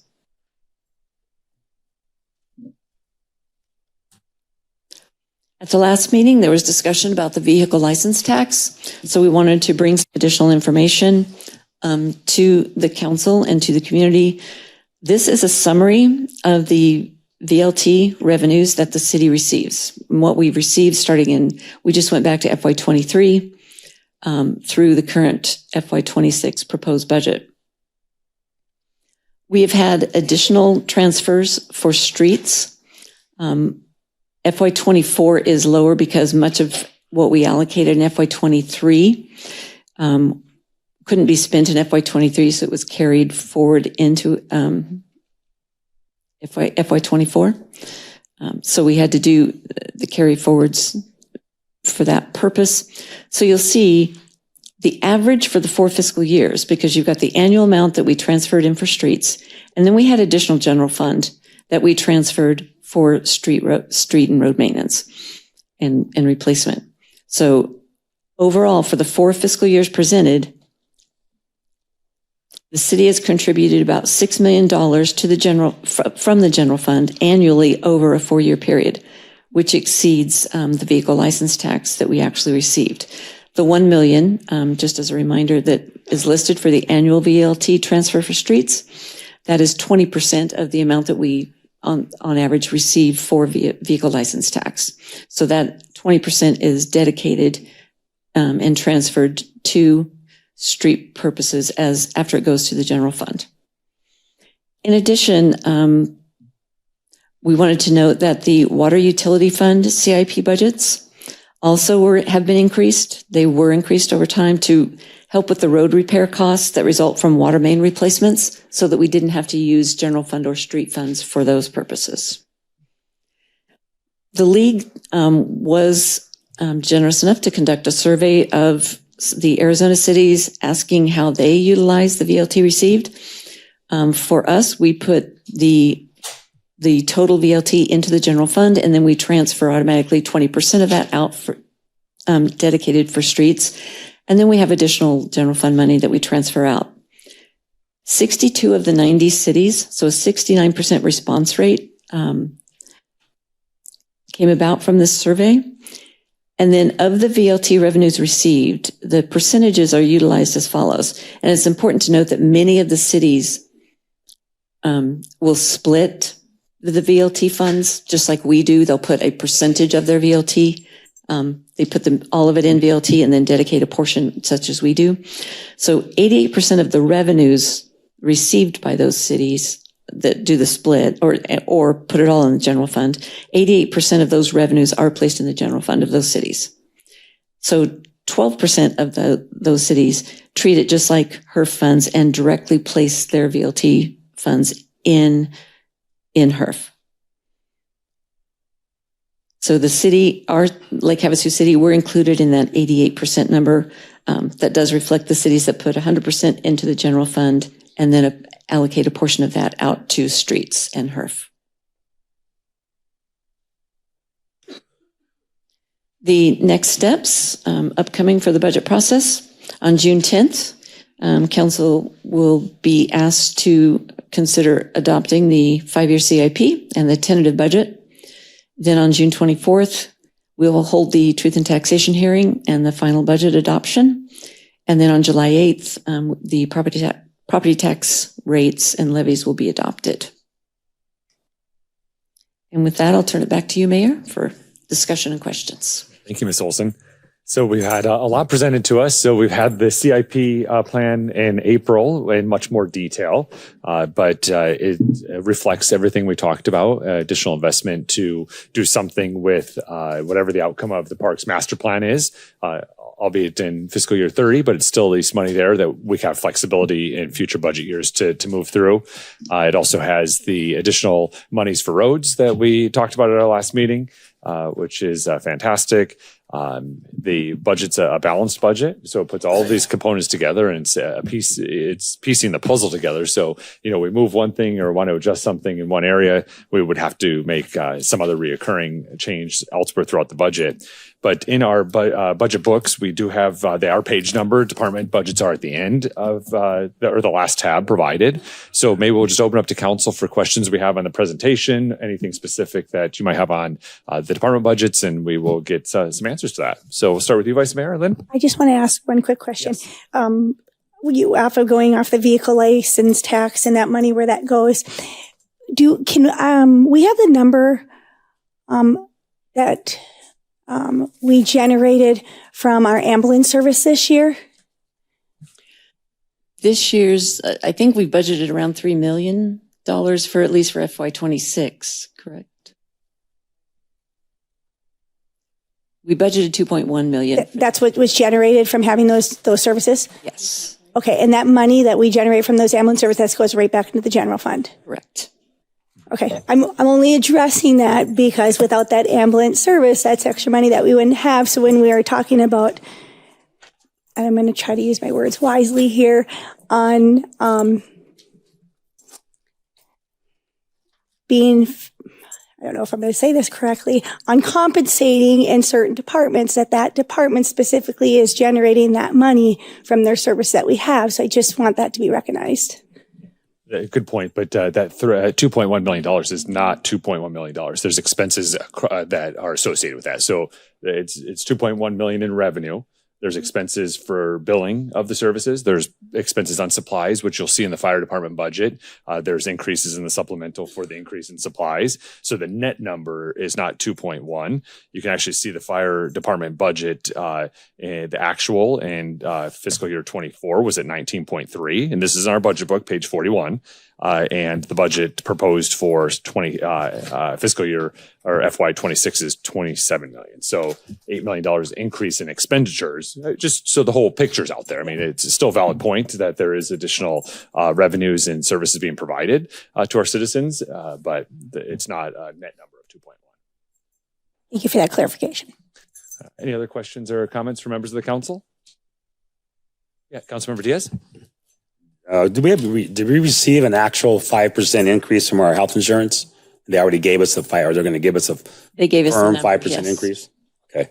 And then on the $500,000, $500,000 for park improvements and maintenance, what exactly, what are we doing for $500,000? That's just general maintenance throughout the whole year? Or?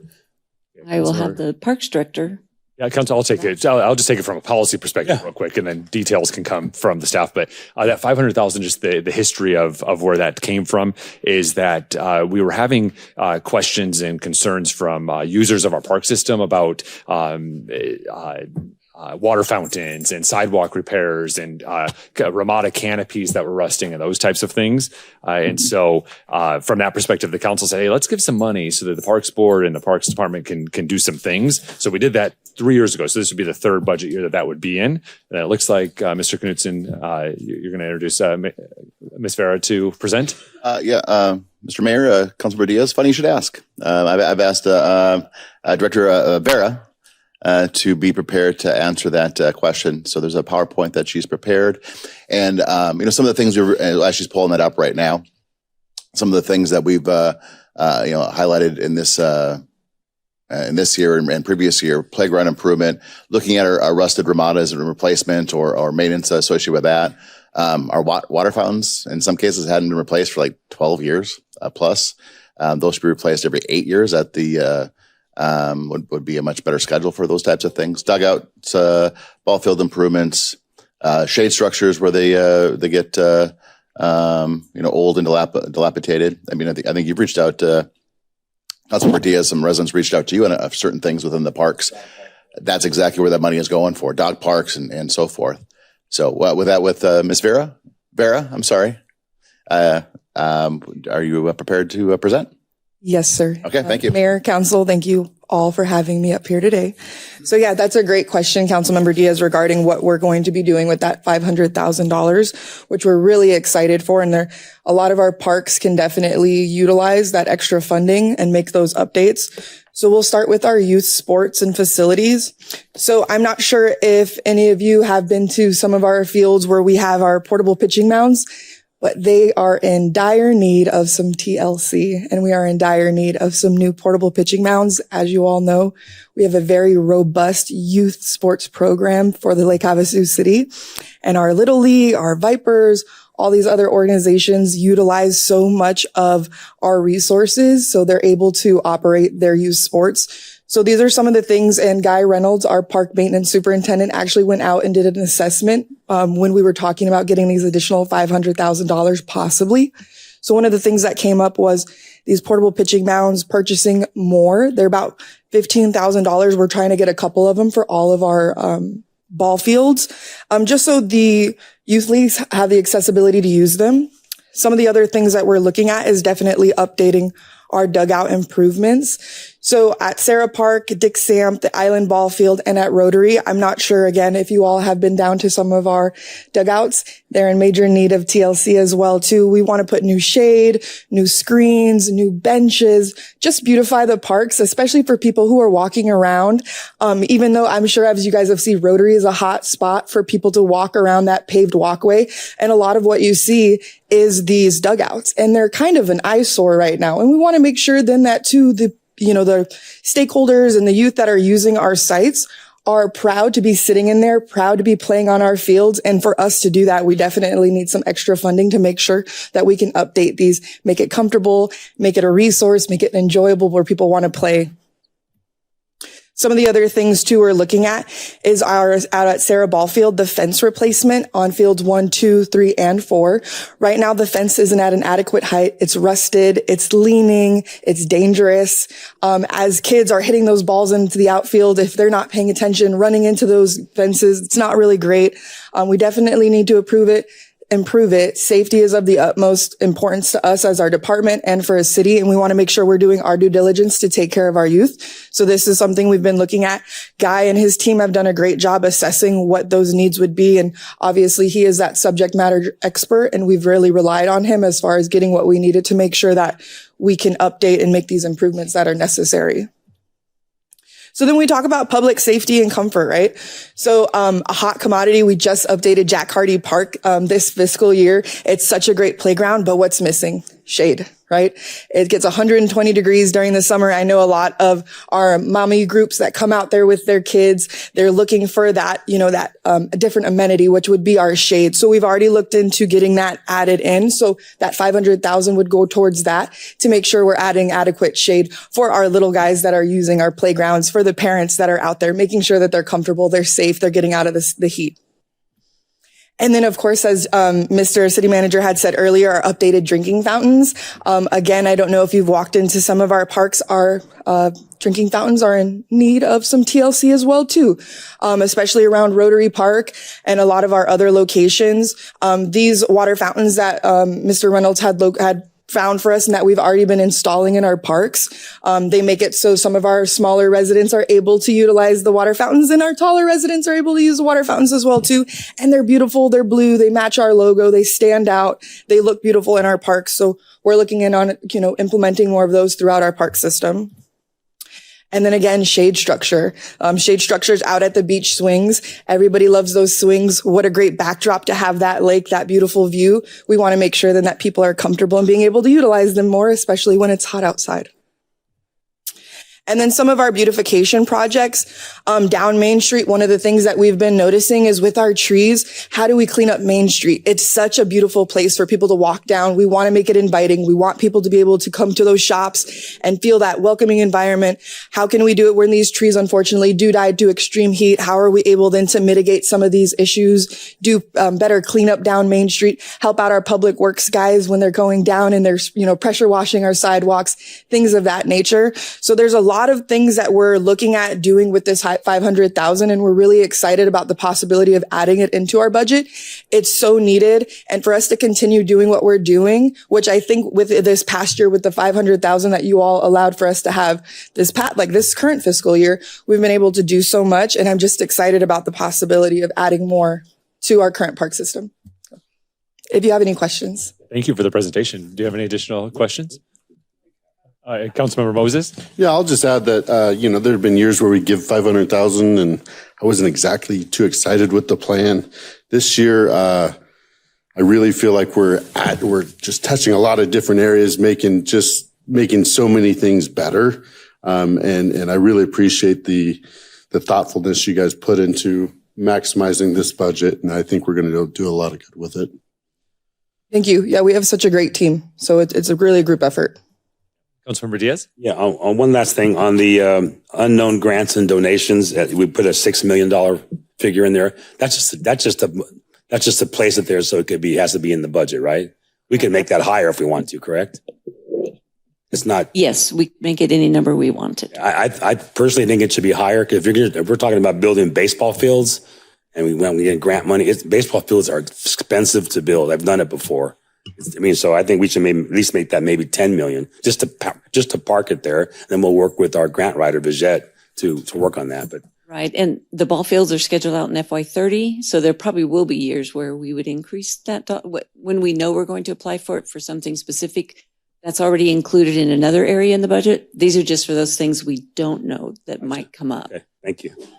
Mayor? Councilmember Campbell, did you have a comment or a question? Yes, I do. And I'm going to go back to roads and infrastructure. I see that on the HERF funding. We'll be, there's about 4 or 5 new employees there, much needed for sure. And so that means the overall cost to run our roads and HERF funding, roads department is going to be going up those millions.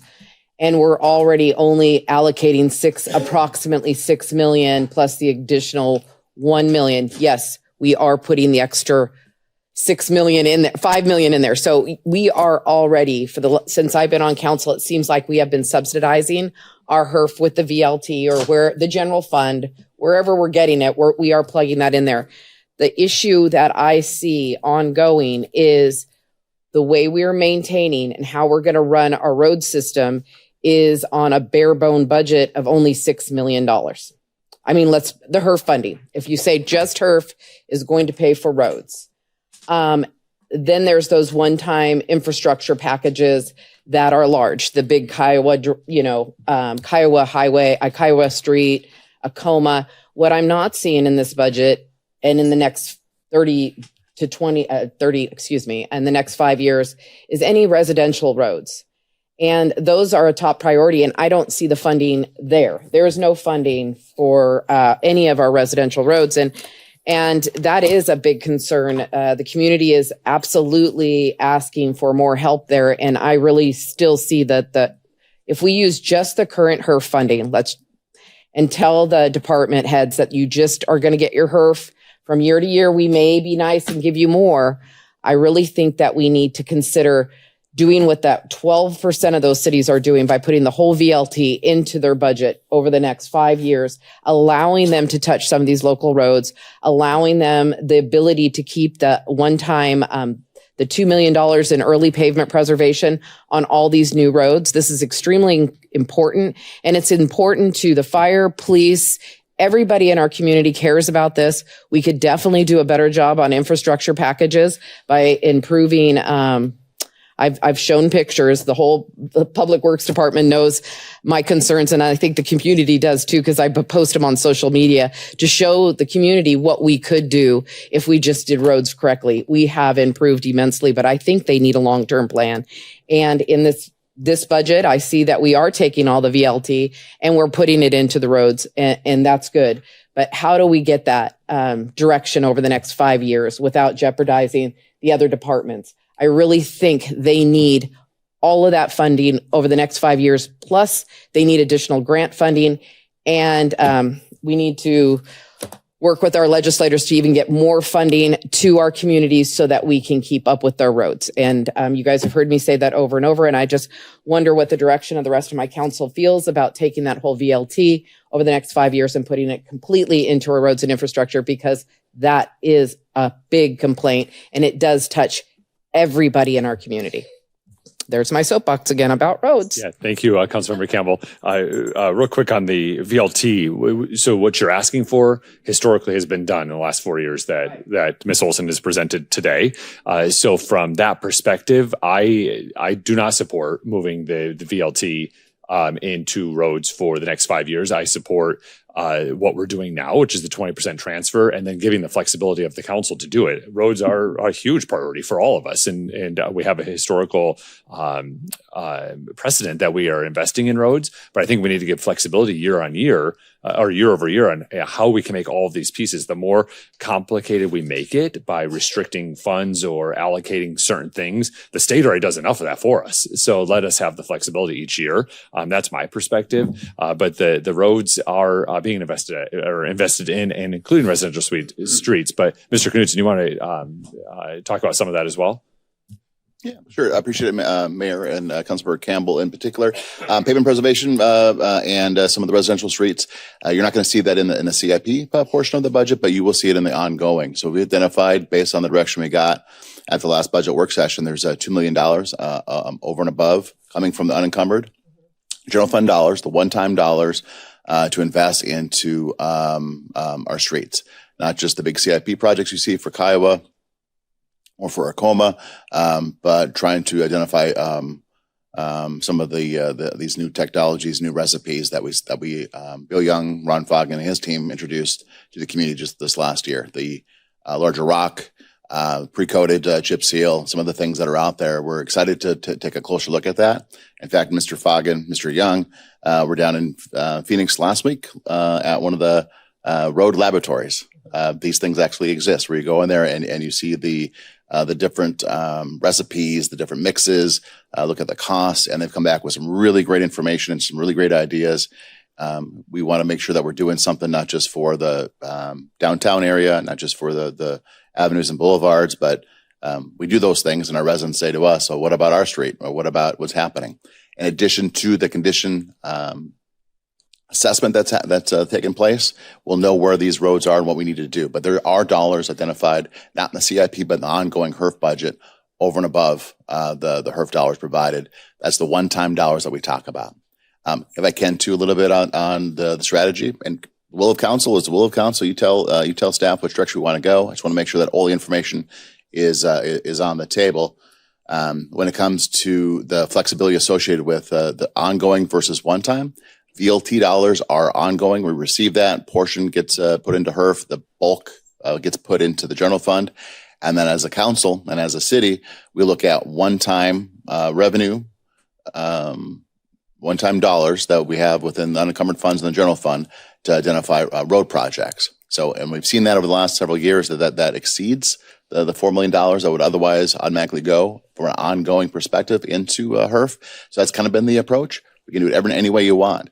If we chose to do it and take the ongoing from VLT and put all of that within the HERF budget and not doing it 20% in the HERF and 80% into the general fund, that we would have to find a way to either reduce the ongoing expenses of the city to that tune, or we would have to look at additional revenues for the city to offset that.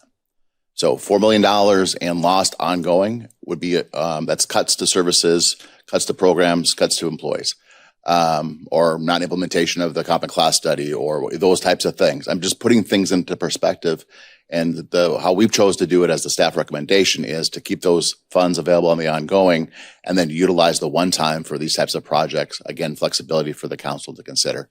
We can do this a variety of different ways. This is what's worked out for us so far. But ears are wide open and appreciate the conversation. Mayor, Yes. This upcoming year, it would not affect the overall budget at all because we're already taking the $5 million on the VLT and putting it into here.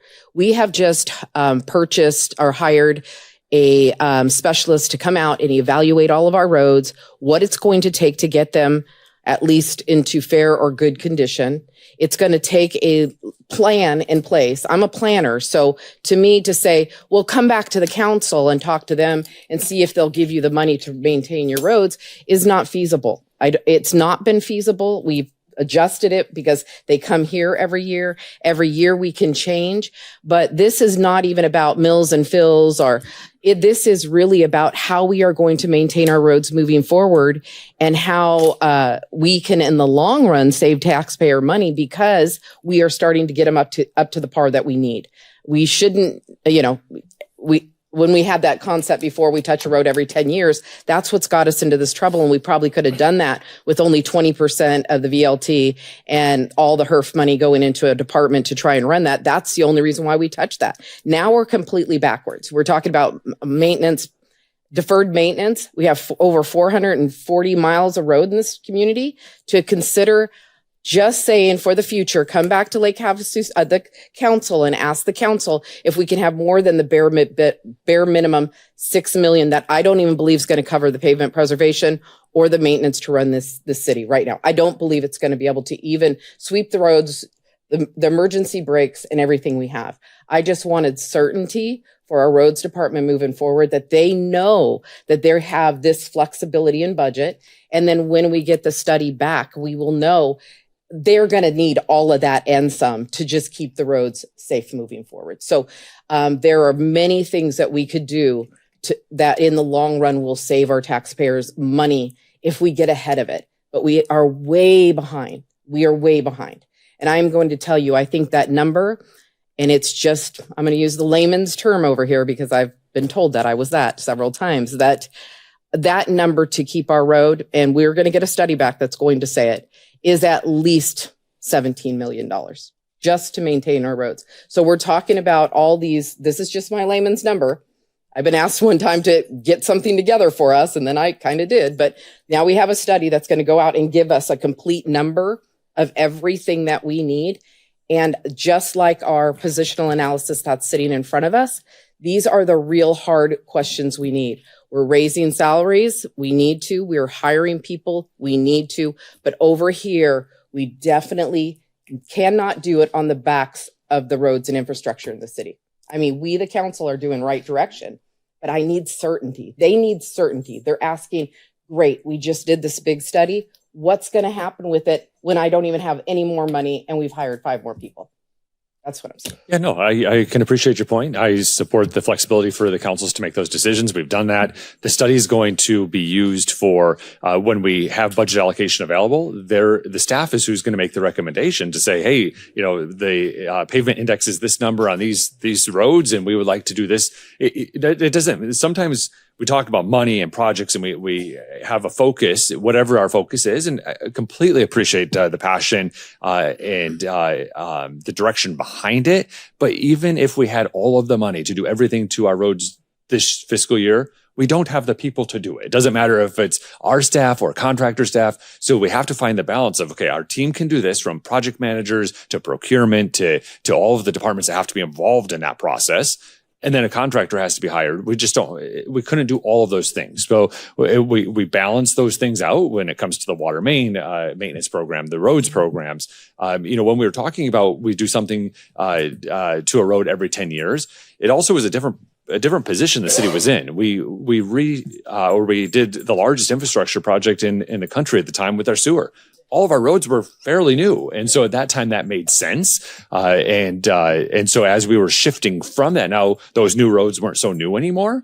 That's when we started to change direction, and we also had the revenues come available for that too. So I can appreciate your point, and I understand where it's at, but there is certainty in the budget and forecast. I don't think we need to hinder our future decision-making with allocating funds by policy when we're already doing that action. Anyhow, what you're asking for is actually what's happening, right, and will continue to happen as long as those funds are there. But as Mr. Knudsen mentioned, right now VLT is not ongoing, so it allows us to take care of things like the comp and class study. We are able to do that because those are ongoing expenses, and then using our one-time funds for the equivalent of what that VLT or more. It's actually been more in circumstances. So I appreciate your point. I agree with conceptually doing that for our roads and infrastructure, but not by hindering future councils. Well, with that, I'm not even talking about infrastructure bills. I'm not one-time funding. For instance,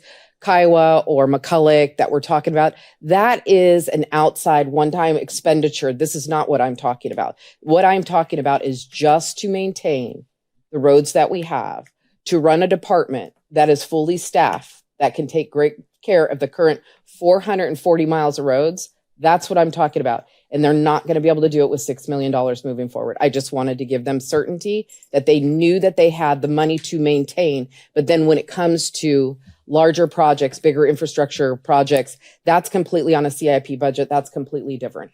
So I think everybody knows where you stand and where I stand. And there you go.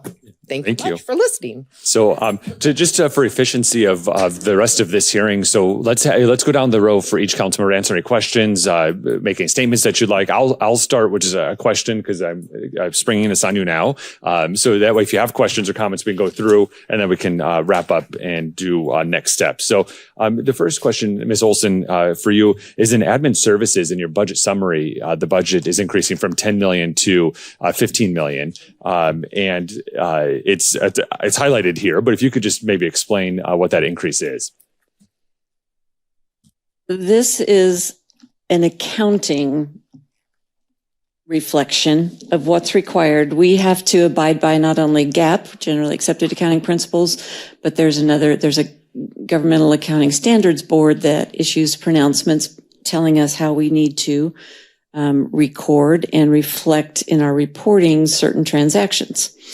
The largest increase is related to, because of this GASB requirement, when we have things like leases and like the PD CAD system, that's treated like a lease as far as the way it's the contract is, we have to record upfront the entire cost. We have to put in a revenue and an expenditure for that, so that those are, as it's the way it's described in here, per the GASB requirement, we need to record the full amount, even though it's not a true cash outlay in that 1 year.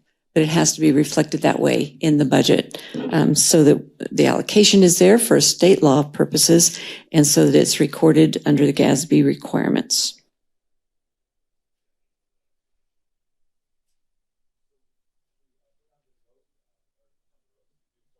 Oh, we'll go down the row. We'll start with Councilmember Campbell, and then we'll go to Councilmember Dolan, Councilmember Diaz, Vice Mayor Lynn, Councilmember Koch, and then Councilmember Moses to answer any questions that you may have, comments, and then we can do some wrap up. So we'll start with you, Councilmember Campbell.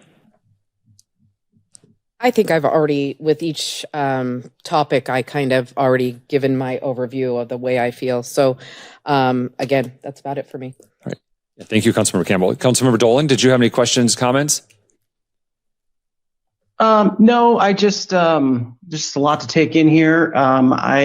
This is quite a process, and it's a process that lasts. The next one is starting right now for the next year, and we have all these trained professionals that this is what they do. This is their job day in and day out, and we need to trust them. And I get a little nervous when sometimes we get in the weeds and we just, well, why do we do that? Why do we do that? Why do we do this? Well, it's a puzzle, and none of us are really experts in any of this. I mean, even, none of us are experts in roads. Just because our family owns a road company doesn't make us an expert in roads. I hear comments that, we're not doing roads right. Well, then can't we bring somebody in, a consultant, tell us what we're doing? I have a hard time taking advice from the company that we're paying to do the roads. And if that's a problem, or we say that, some employees matter more than others. I mean, we can't operate a business like that.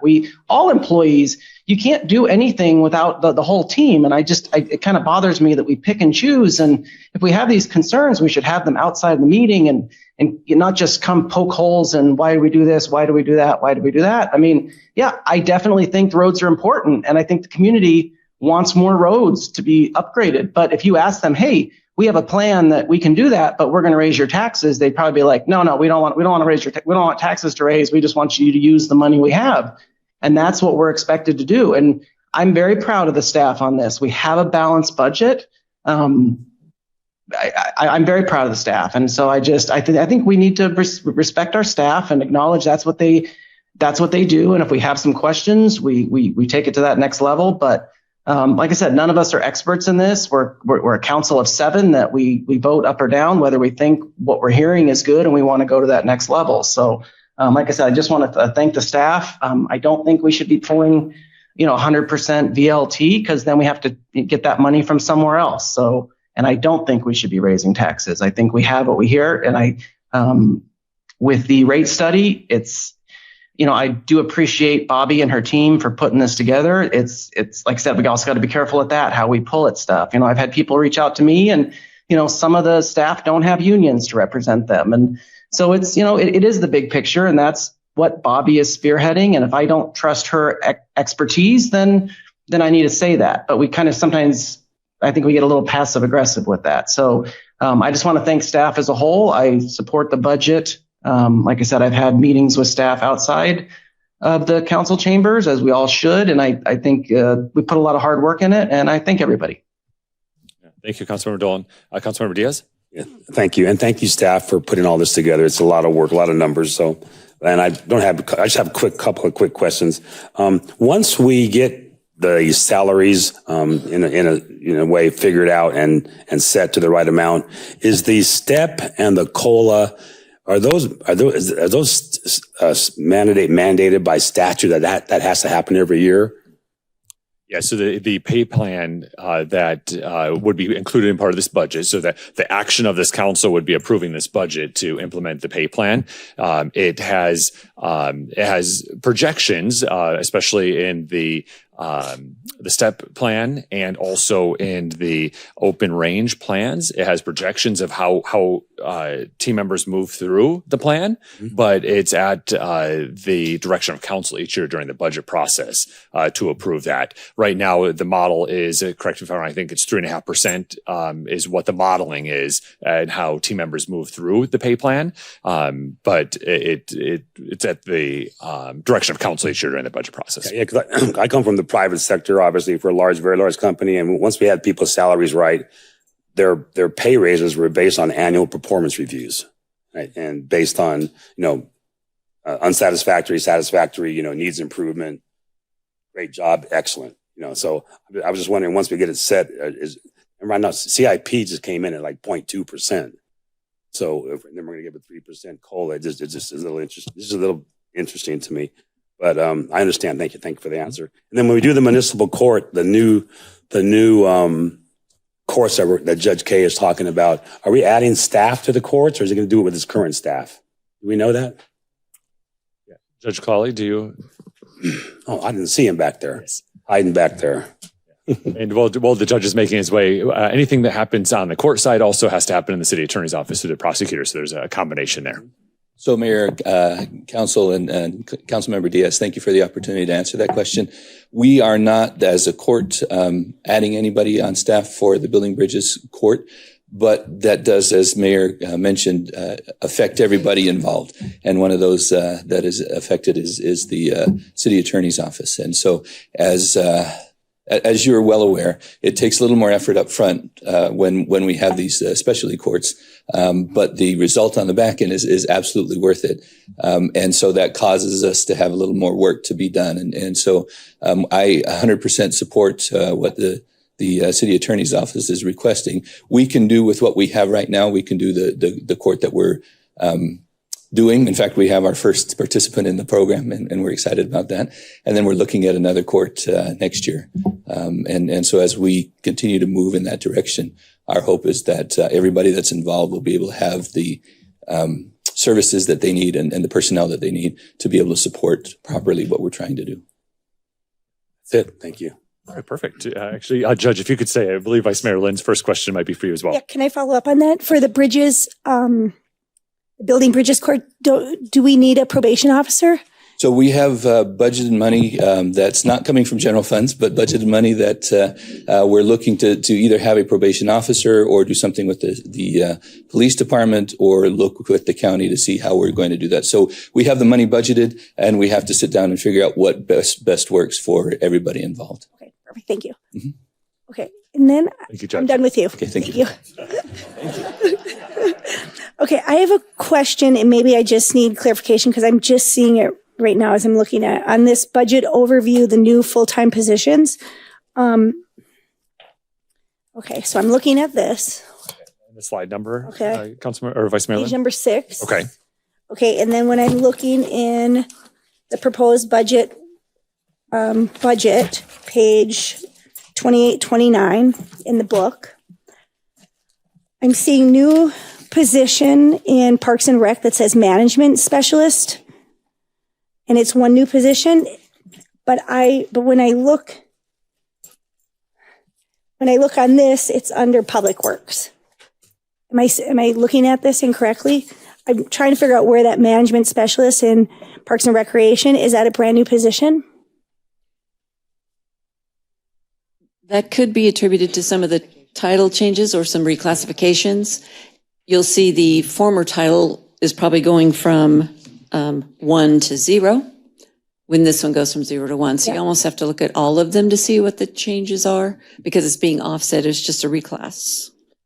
Mr. Mayor, I could ask Dr. Kimbleton to answer that question. What Jill alluded to there to confirm.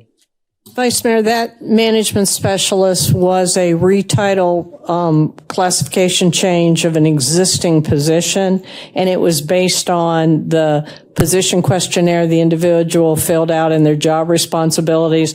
They were actually doing a job which they were not appropriately titled. Okay, so that's not a new. It's not a new position. Okay, perfect. Okay. And on that same page, Vice Mayor Lind, there's a net of 4 jobs, which is summarized also in that screen. So, Okay. Of growth there. I guess I was just looking at that title because Okay. it says over here, Public Works Facilities Management Specialist, and I don't see that in Public Works. So I'm trying to find where that position is in Public Works. And on this budget overview, it says Public Works Facilities Maintenance Specialist. Oh, never mind. I see it. I got it. Yeah. It already, okay, I got it. I see it. Okay. Perfect. Thank you. Those are your questions? Okay. Yeah. Councilmember Koch?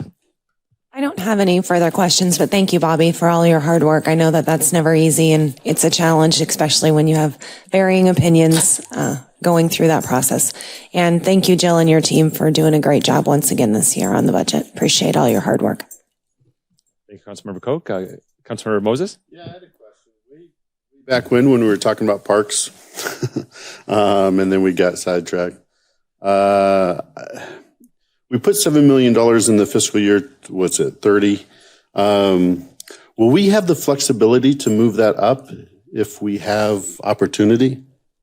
We won't have flexibility to move it up into fiscal year 26, what we're doing now. Yeah. But we would have next year during the budget process, have flexibility, but we'd have to move things, other things would have to move around as well. So. Mayor, Councilmember Moses, those dollars are identified to be available in that year. Those dollars aren't available in, like, say, year 2 or year 3. But we want the intent here was to get that on the CIP. If the council moves forward with the Parks Master Plan, then we can start that process identifying some locations. Heard some really cool ideas from Mr. Kozlowski and Ms. Vera yesterday in terms of some ideas in terms of where ball fields and things like that could take place. So we're working behind the scenes, working with state parks, working with other grant opportunities, all that we can. We don't have the dollars available to move that forward right now, but if we're successful with some grants, that's the key and that's the goal right there, right? Okay.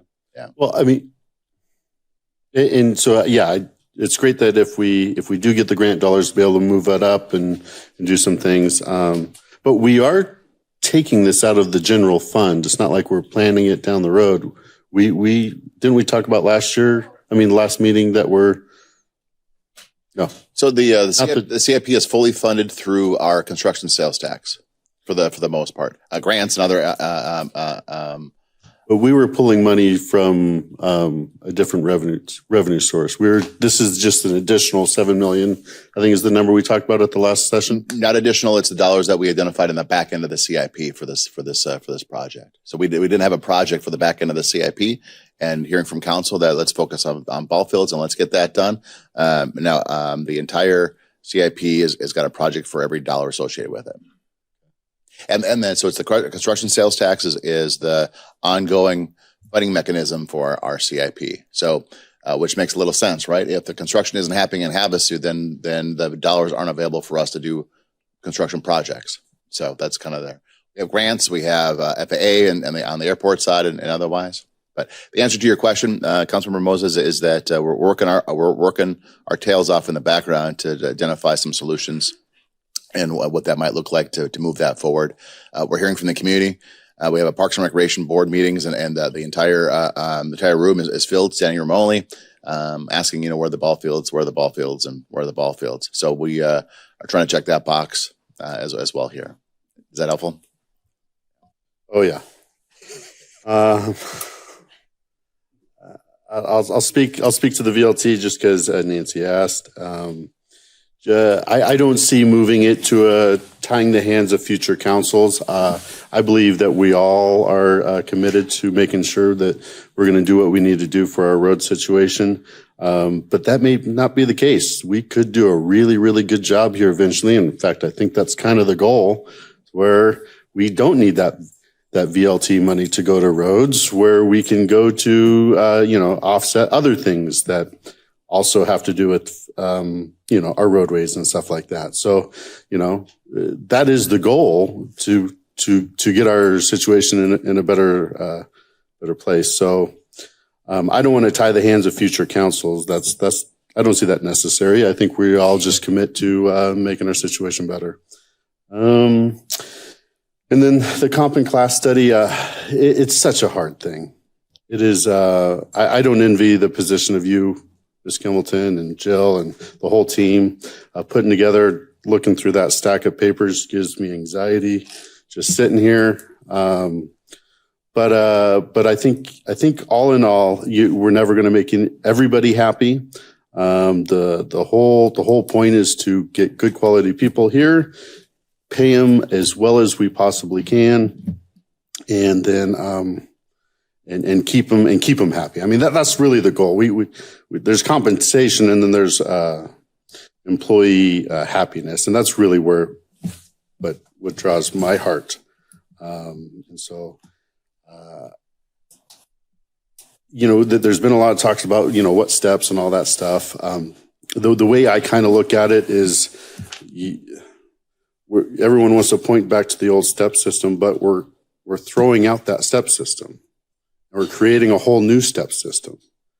And we have goals of filling positions. The fact that we've been down 10 police officers for the last, year or so, that's not good on employee morale. If 5 officers are doing the work of 10 people, that's not going to be good for our long-term success. Well, I'm very excited that we're addressing these needs, placing them on the step system as well as we can. That's in an affordable manner, because I agree with you. Agree with the city manager. The last thing I want to do is in 5 years say, "Hey, sorry guys, I know we're paying you this, but we got to pull some of that back." I would never want to do that. That would be worst case scenario. So we have to do this in smart ways and in incremental ways as well. So I appreciate all the work you guys did. I think the plan looks great, and I'm excited to implement it. And so then we have zero problems whatsoever going forward, ever. Yeah, okay. Me too. All right, thank you, Councilmember Moses. And Vice Mayor Lynn had one last question before we open the public hearing. I have one more question, and I don't know if this is reclassification or not, but on the transit, I see there's a new full-time position that it shows in the budget book, but then I see a grant specialist position. That's a brand new position. It's a reclassification of the current admin person in transit. That they're changing, that seems like a completely different job. Just a title change, Vice Mayor. Okay, so I don't know anything about this stuff, but does that type of job is that job posted? There's already someone in that job. The individual doing those responsibilities manages our federal transportation grant. So the title change is simply an acknowledgement of what the job actually is. It's not a generic administrative job. Okay, thank you. Thank you. All right, this is a public hearing. If anyone would like to address the council on any of the items we talked about today, feel free to make your way to the podium, state your name for the record. There will be a light indicator box on the screen, and just make your comments directly to council. So, please, council, mayor, Matt Maloney, 3955 Chemehuevi. I have a few comments to make. First of all, appreciate all the hard work that's gone into this. The employees of this city have put numerous hours of work into their careers and personal development on and off duty. They take it seriously, and they do respect the jobs that they do. The time that you put into looking at how they do that and how they'll be compensated for it is appreciated. The statement I'll make, creating compression may not solve a recruitment and a retention problem. So I urge you to ask yourselves what that end outcome may be and act accordingly. Thank you for your time. Have a great day.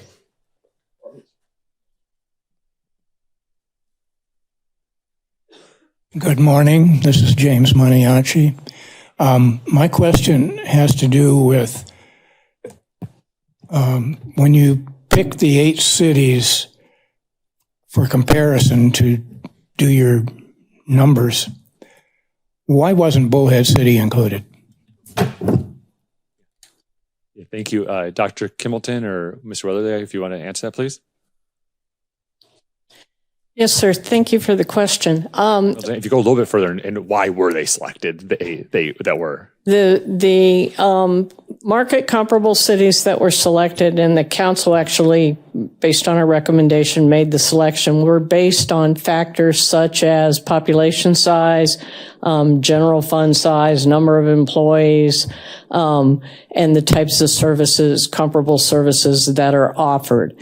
In addition to that, I believe it was Vice Mayor Lynn raised the question she'd like us to do a comparison with Bullhead and Kingman, and we did look at those.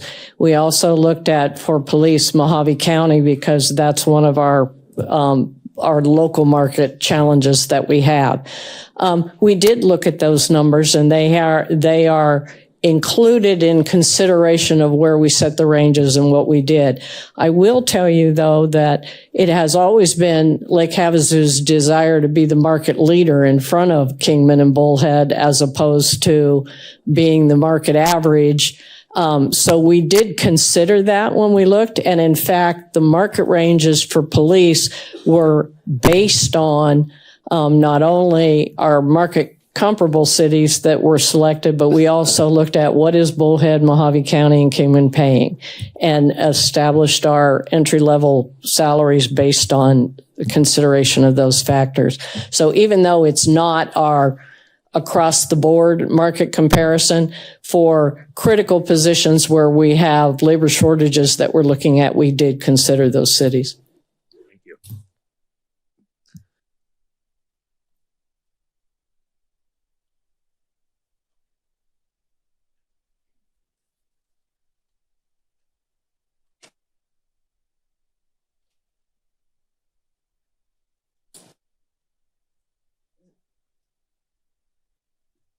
Good morning, Mayor and City Council. Is that the whole budget workbook thing? no. Those are just the options for the compensation and classification study that Dr. Kimmelton and her team worked on. That's huge. When you guys were talking about, or when Miss Vieira was talking about this, putting up a shade structure over the swing set that has been in Rotary Park for the last several decades without a shade structure, I don't understand what the need is for a shade structure over that, because it's been there for several decades and hasn't been an issue so far. And was hoping that maybe that money could be used elsewhere instead of on a unnecessary shade structure over a piece of equipment that hasn't needed it for the last 30 years. And the mesquite trees that bloom down McCulloch Boulevard, you know, they're only blooming like that for a very short period of the year. And when they're making their beautiful mess, you know, the one thing Havasu does not get, a fall season. And the only time we get a fall season is when those trees shed their leaves for that period of like 3 weeks. And it's like the one time when the street on McCulloch looks absolutely seasonal and beautiful, and, you know, any kind of extra cleanup is just going to make that time even shorter. Just like to recommend maybe leave it as it is, because it's really temporary and actually kind of beautiful. Just a thought process. And also, I did not notice, this is my question actually, the pool, the money for the pool, I didn't see it mentioned when talking about it, and was wondering if that was, well, actually, you didn't mention the pool at all. So I didn't know if that money was included in the budget somehow without being mentioned. Yeah, the pool's already included. So what we mentioned were just changes to the CIP today. That there's no change from our last meeting on the pool. So that's still in the CIP budget For next year. for the fiscal year starting July 1. Thank you. Thank you.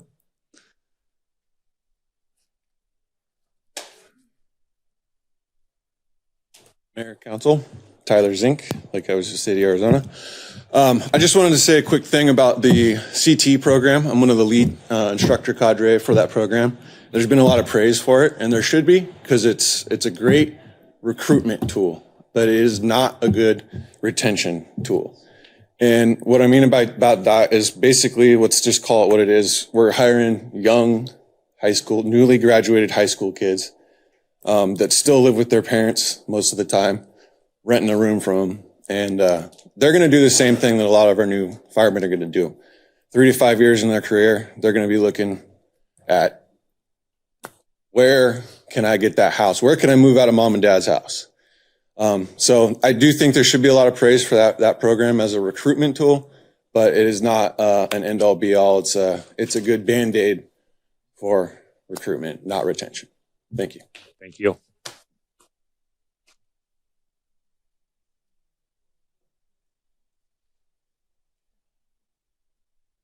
Good morning, everybody. Oh, hold on. Good morning. My name is Kristen. I'm a stay-at-home mom with an almost 3-year-old and currently run a mom group in town called Havasu Mama. On behalf of myself and all the local mamas in the group, we are very happy to hear that the swings at Rotary will get a new shade structure and one at Jack Hardy.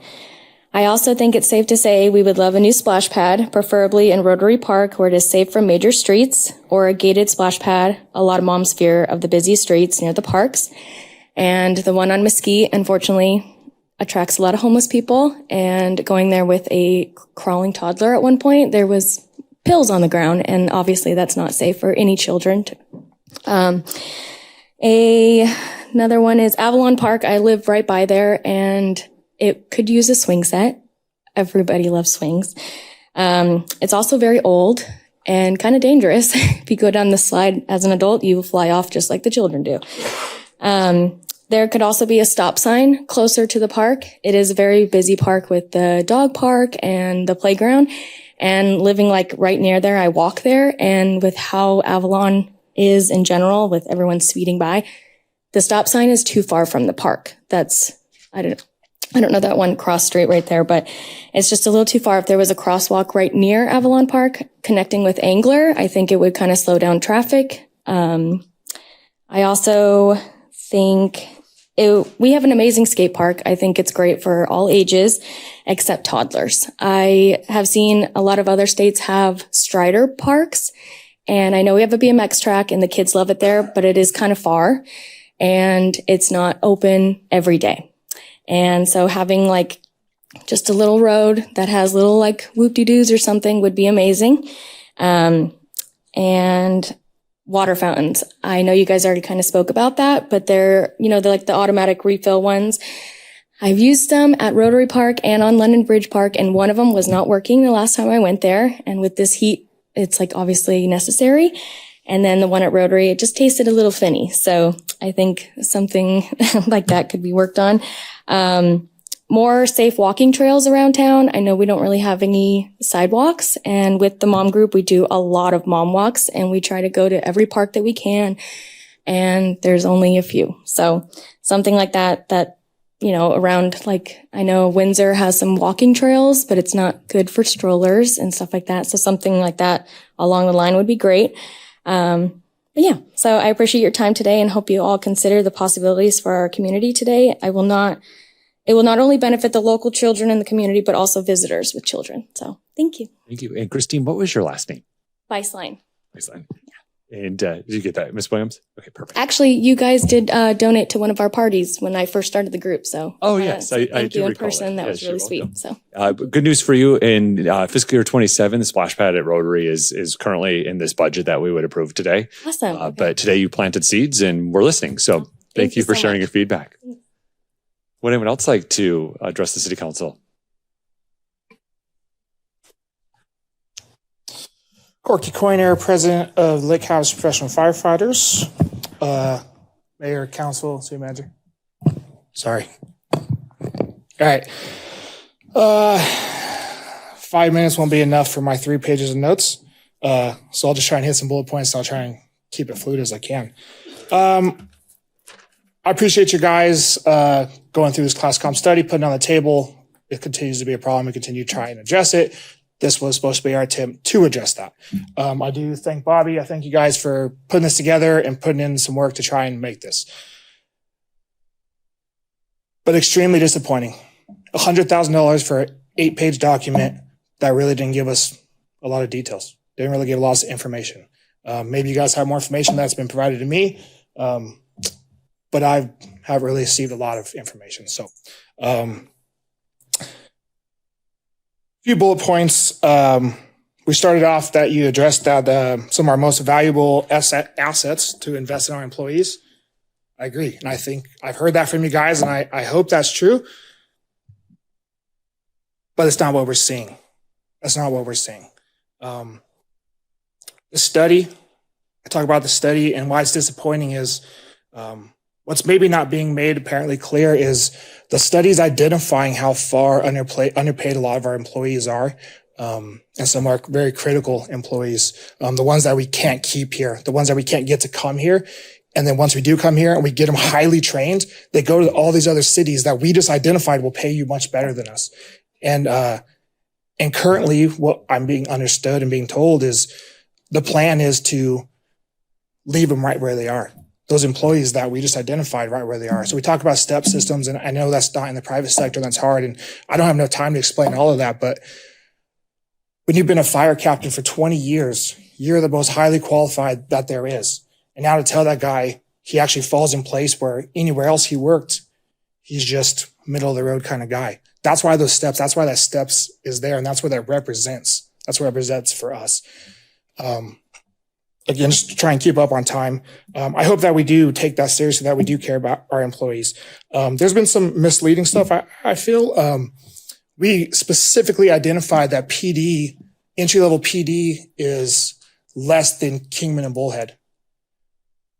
Entry-level fire is also less than Kingman and Bullhead, but that was not brought to your attention. So that's frustrating. That's disappointing, right? We're definitely pointing out one employee group, right? We talk about one team, but that's a great catchphrase. For a fact, we are underpaid from Kingman and Bullhead. We do lose some employees there, but majority of our employees go to Henderson and Vegas, as you guys already know.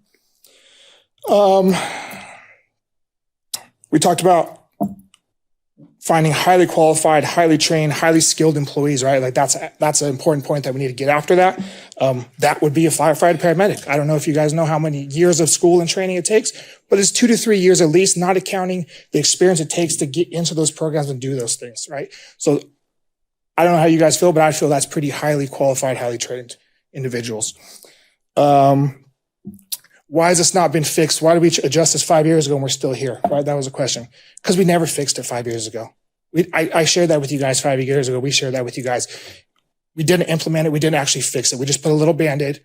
And here we are 5 years ago, 5 years again.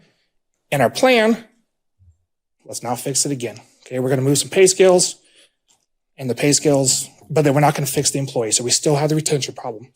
You got to get guys into that system. To get a guy here is one thing, but if they don't move through that system and we keep sliding it back and they're still at the bottom and they live at the bottom, what's the point? We're not fixing it. That's why it's still a problem. Because 5 years ago, we didn't fix it. We thought this year we were going to fix it, and we're not fixing it. I get it. There's a price tag. That number has changed over the last 3 weeks. First, I was told 4.5, then it turned into 5. Tonight, I'm hearing 8 to 9, or today I'm hearing 8 to 9. I don't even know what that number is right now. But it does have to be addressed. I'm running out of time. I hit a couple important ones. Compression thing that Brother Maloney brought up. The problem is when you slide that there and leave everyone pays the same, everyone's now a step 1, step 2 firefighter. Step 1, step 2 captain. So it doesn't matter if you've been here for 30 years or you've been here for 10 years. You're all making the same amount of money, which we agreed in other departments, we have to adjust our pay because that's not appropriate. But in the step system, when we slide everyone back, that's what we're doing. Only have a couple seconds. The pension system is paid for with our money in a fund that's not paid for the taxpayers after we retire. Also, the numbers, the numbers we have right now are fiscal year 24-25, at least for public safety. I can tell you those numbers are not accurate for 25-26, and that was not properly displayed. Those numbers are available. They are out there. I have them. I don't know why they couldn't get them. I have them. We know that they're already 8% behind. When we hit July 1, that pay scale for public safety is behind by 8% day one. Thank you for your comments. Would anyone else like to address the city council?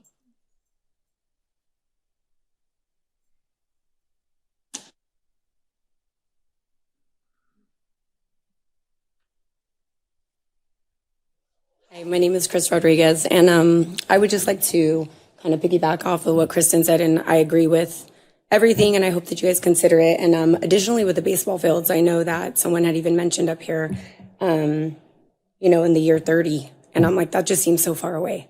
Like, he's going to be 10 years old, and it was our first year playing baseball here, and we had parents cut their feet on the fence. We even had to pitch in just so these kids could sit. Like, there's no benches, and that should have been your sideshow. If you go to the far end of the park, there's no covering, there's no shade. And then the players, they literally have to just stand there and wait their turn to hit. There's nowhere to sit. So I would love to see that get, advanced so these guys, could get out there and play and have the shade and the water and just really be able to enjoy. We do have a lot of young families and a lot of young kids who could utilize these things. And this seems like such a small problem compared to how underpaid our firefighters are and, our police officers. And then one of my biggest questions, and I don't even know if this is the correct platform to ask, like you said, planting seeds. As far as the school district goes, my biggest concern is that there is not enough training in regards to children with autoimmune diseases and allergies, for example. Just one of the small ones is educating the nurses, teachers, staff in regards to looking for anaphylaxis, looking for any type of disease that a child may have, for example, maybe if he goes out on the playground, another kid had peanut butter for lunch, they touch hands with a toy or something. Now he's having this anaphylactic reaction. When you're calling the school nurses and you're asking, okay, well, say, he's out there and he stops breathing. How quickly is anybody on the field or a teacher or somebody in the cafeteria going to be able to get him to the nurse's office? Are they going to be able to administer fast enough? And are they even educated enough to know what these symptoms look like? When you're calling the schools, when you're asking the nurses, these are questions that everybody's dumbfounded to, and I do come from California, and this is something that they train consistently on in the, starting from preschool all the way up. So I'm hoping that's something that you guys can maybe consider in the future as far as the school district goes, is implementing these things, because you guys want the kids to go to school. You want them to attend, but a lot of parents want to keep their children at home because we don't feel that they're safe there. Thank you for your comments. The bench and dugout issues would be in this year's plan. So that would get done this year. Yeah. If there's specific areas, please be sure to see Ms. Vera before you leave so we can address that. We are not in charge of the schools. So there's a separate political subdivision. Your comments are great. We talk to folks like that, but school board meets, I believe the second Thursday of every month. And that's located at the school district office on Havasu High. So, but thank you for sharing your feedback. Thank you yes. for your time. Yes. Would anyone else like to address the city council? Seeing none, we'll close the public hearing, bring it back to council. I'll have some wrap-up remarks, and I don't know if any council members have anything to say. So, thank you to the entire team, Mr. Knutson, Ms. Olson, Dr. Kimmelton today, and the entire team that has put lots and lots of work into this. Lots of things go into it. We don't make everyone happy. Again, seeds were planted, but overall we have a fiscally responsible budget that's balanced. We have addressed and identified as many investments as we can. When it comes to the pay structure and the comp and class study, I think that this council has been committed to ensuring that our staff is compensated. And just because we have this plan doesn't mean that we will not be addressing things in future budget years, and we'll continue to. It'll be a fluid thing. There is the 8 pages that we received today is the executive summary. There will be more data coming. That's what was necessary, just so we knew numbers for the budget process, and we could plug all of that in. So all that information will be forthcoming to anyone that wants to review it or see it. But we're committed to it. Just the last 3 years, it's been 22% increases. I can't say that we're not committed to taking care of our team members from that perspective, and we'll continue to do that. Ideally, we would have been able to do it. I know Dr. Kimmelton would have liked nothing more than to make a recommendation to say, hey, this is where it's at. This brings it to market, and council will give me $10 million. It's not there. And so, but we see it. And so we'll continue to have those discussions. Again, thank you for prioritizing the items of this council. We had some changes in our last budget hearing. They were brought forward into this one. So thank you for that. And as the next steps, we will, our first meeting in June is where we'll do the CIP adoption and our tentative budget adoption. Then our second meeting in June is we'll do our final budget adoption, truth and taxation hearing. And then again, the first meeting in July will be our tax levy rates increase, which is the property tax and the special taxing district that we have down at London Bridge Shopping Center. So with that, Councilmember Campbell? Just a question. Yes. Corky brought up some really good questions and concerns. And is there any direction here, like even being behind by 8% from the get-go? Is there any way that we can get maybe an updated report on what he said? Because I agree that that's all I heard when I was sitting out there before I ran up here was what we were, and all the fire and police that are heading out of town on a regular basis. They're all my kids' age, and they are leaving, and I know they're leaving. And I'm listening to them, and I'm hearing we're right back where we started. I would love to even hear from the chief. Like, do you have any suggestions, or all these been talked out and you feel confident with the direction that we're going with the pay scale for the fire department, obviously? Mr. Knudsen, do you want to? Yeah, Mr. Mayor, Councilor Campbell, if I can I ask Mr. Weatherly to address some of those things, and then we can extend beyond that. But I think he'd probably be the best as a first initiate. Yeah, just a comment based on the comment. Yeah, we're apart on numbers. I was unable to verify the sources of their information. We're $4 apart in Maricopa. We're $2 apart in Flagstaff Math. They're using 2026 data, and the ask was 2025. So we're several dollars apart and don't agree on the variance. We are proposing about a 4% increase to the entry of firefighter. That carries out through all of those ranks. The implementation plan, is what he alluded to, and that is not fully being able to fund the movement of whatever happens on that, for example, step 1 through the entire, workforce. Roughly every 1% in fire is about $150,000 spend, fully burdened. So you have your head around, throwing around a number. Yeah, I come up with about 4.5. They have about 8. So we're apart, on the numbers. I've reviewed at least some of their initial numbers, but I don't know where they came from. I do have my source documents and 10 copies of that if you'd like to see what the Maricopa MOU calls for 2025, right on their website, right on their job posting, and right in their MOU. That was ratified. That includes 2025 data. Same with Flagstaff. They're easy math, $3 differential, $3.15 for a paramedic. So I don't know where they're getting the additional $2 to $4, just in those 2 cities. And then Avondale was a 2026 number. That's in their math, not a 2025 number.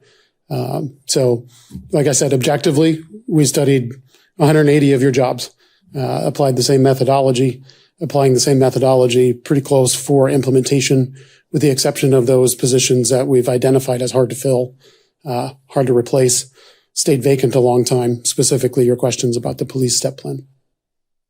Thank you. I just wanted to hear some clarification to the question at hand. Thank you. Thank you, Carla. Yeah, thank you, Mr. Weatherly. Mr. Knudsen, before we adjourn, do you and your team have everything you need from council, or is there anything open that you need clarification from? I'll ask Ms. Gloom. We believe we have the direction. Excellent. We're solid on our side as well, too. Yeah. Thank you, Mayor. Thank you, Council. Fantastic. Thank you. All right. We are adjourned. Thank you for being here. Be kind. We'll see you next time.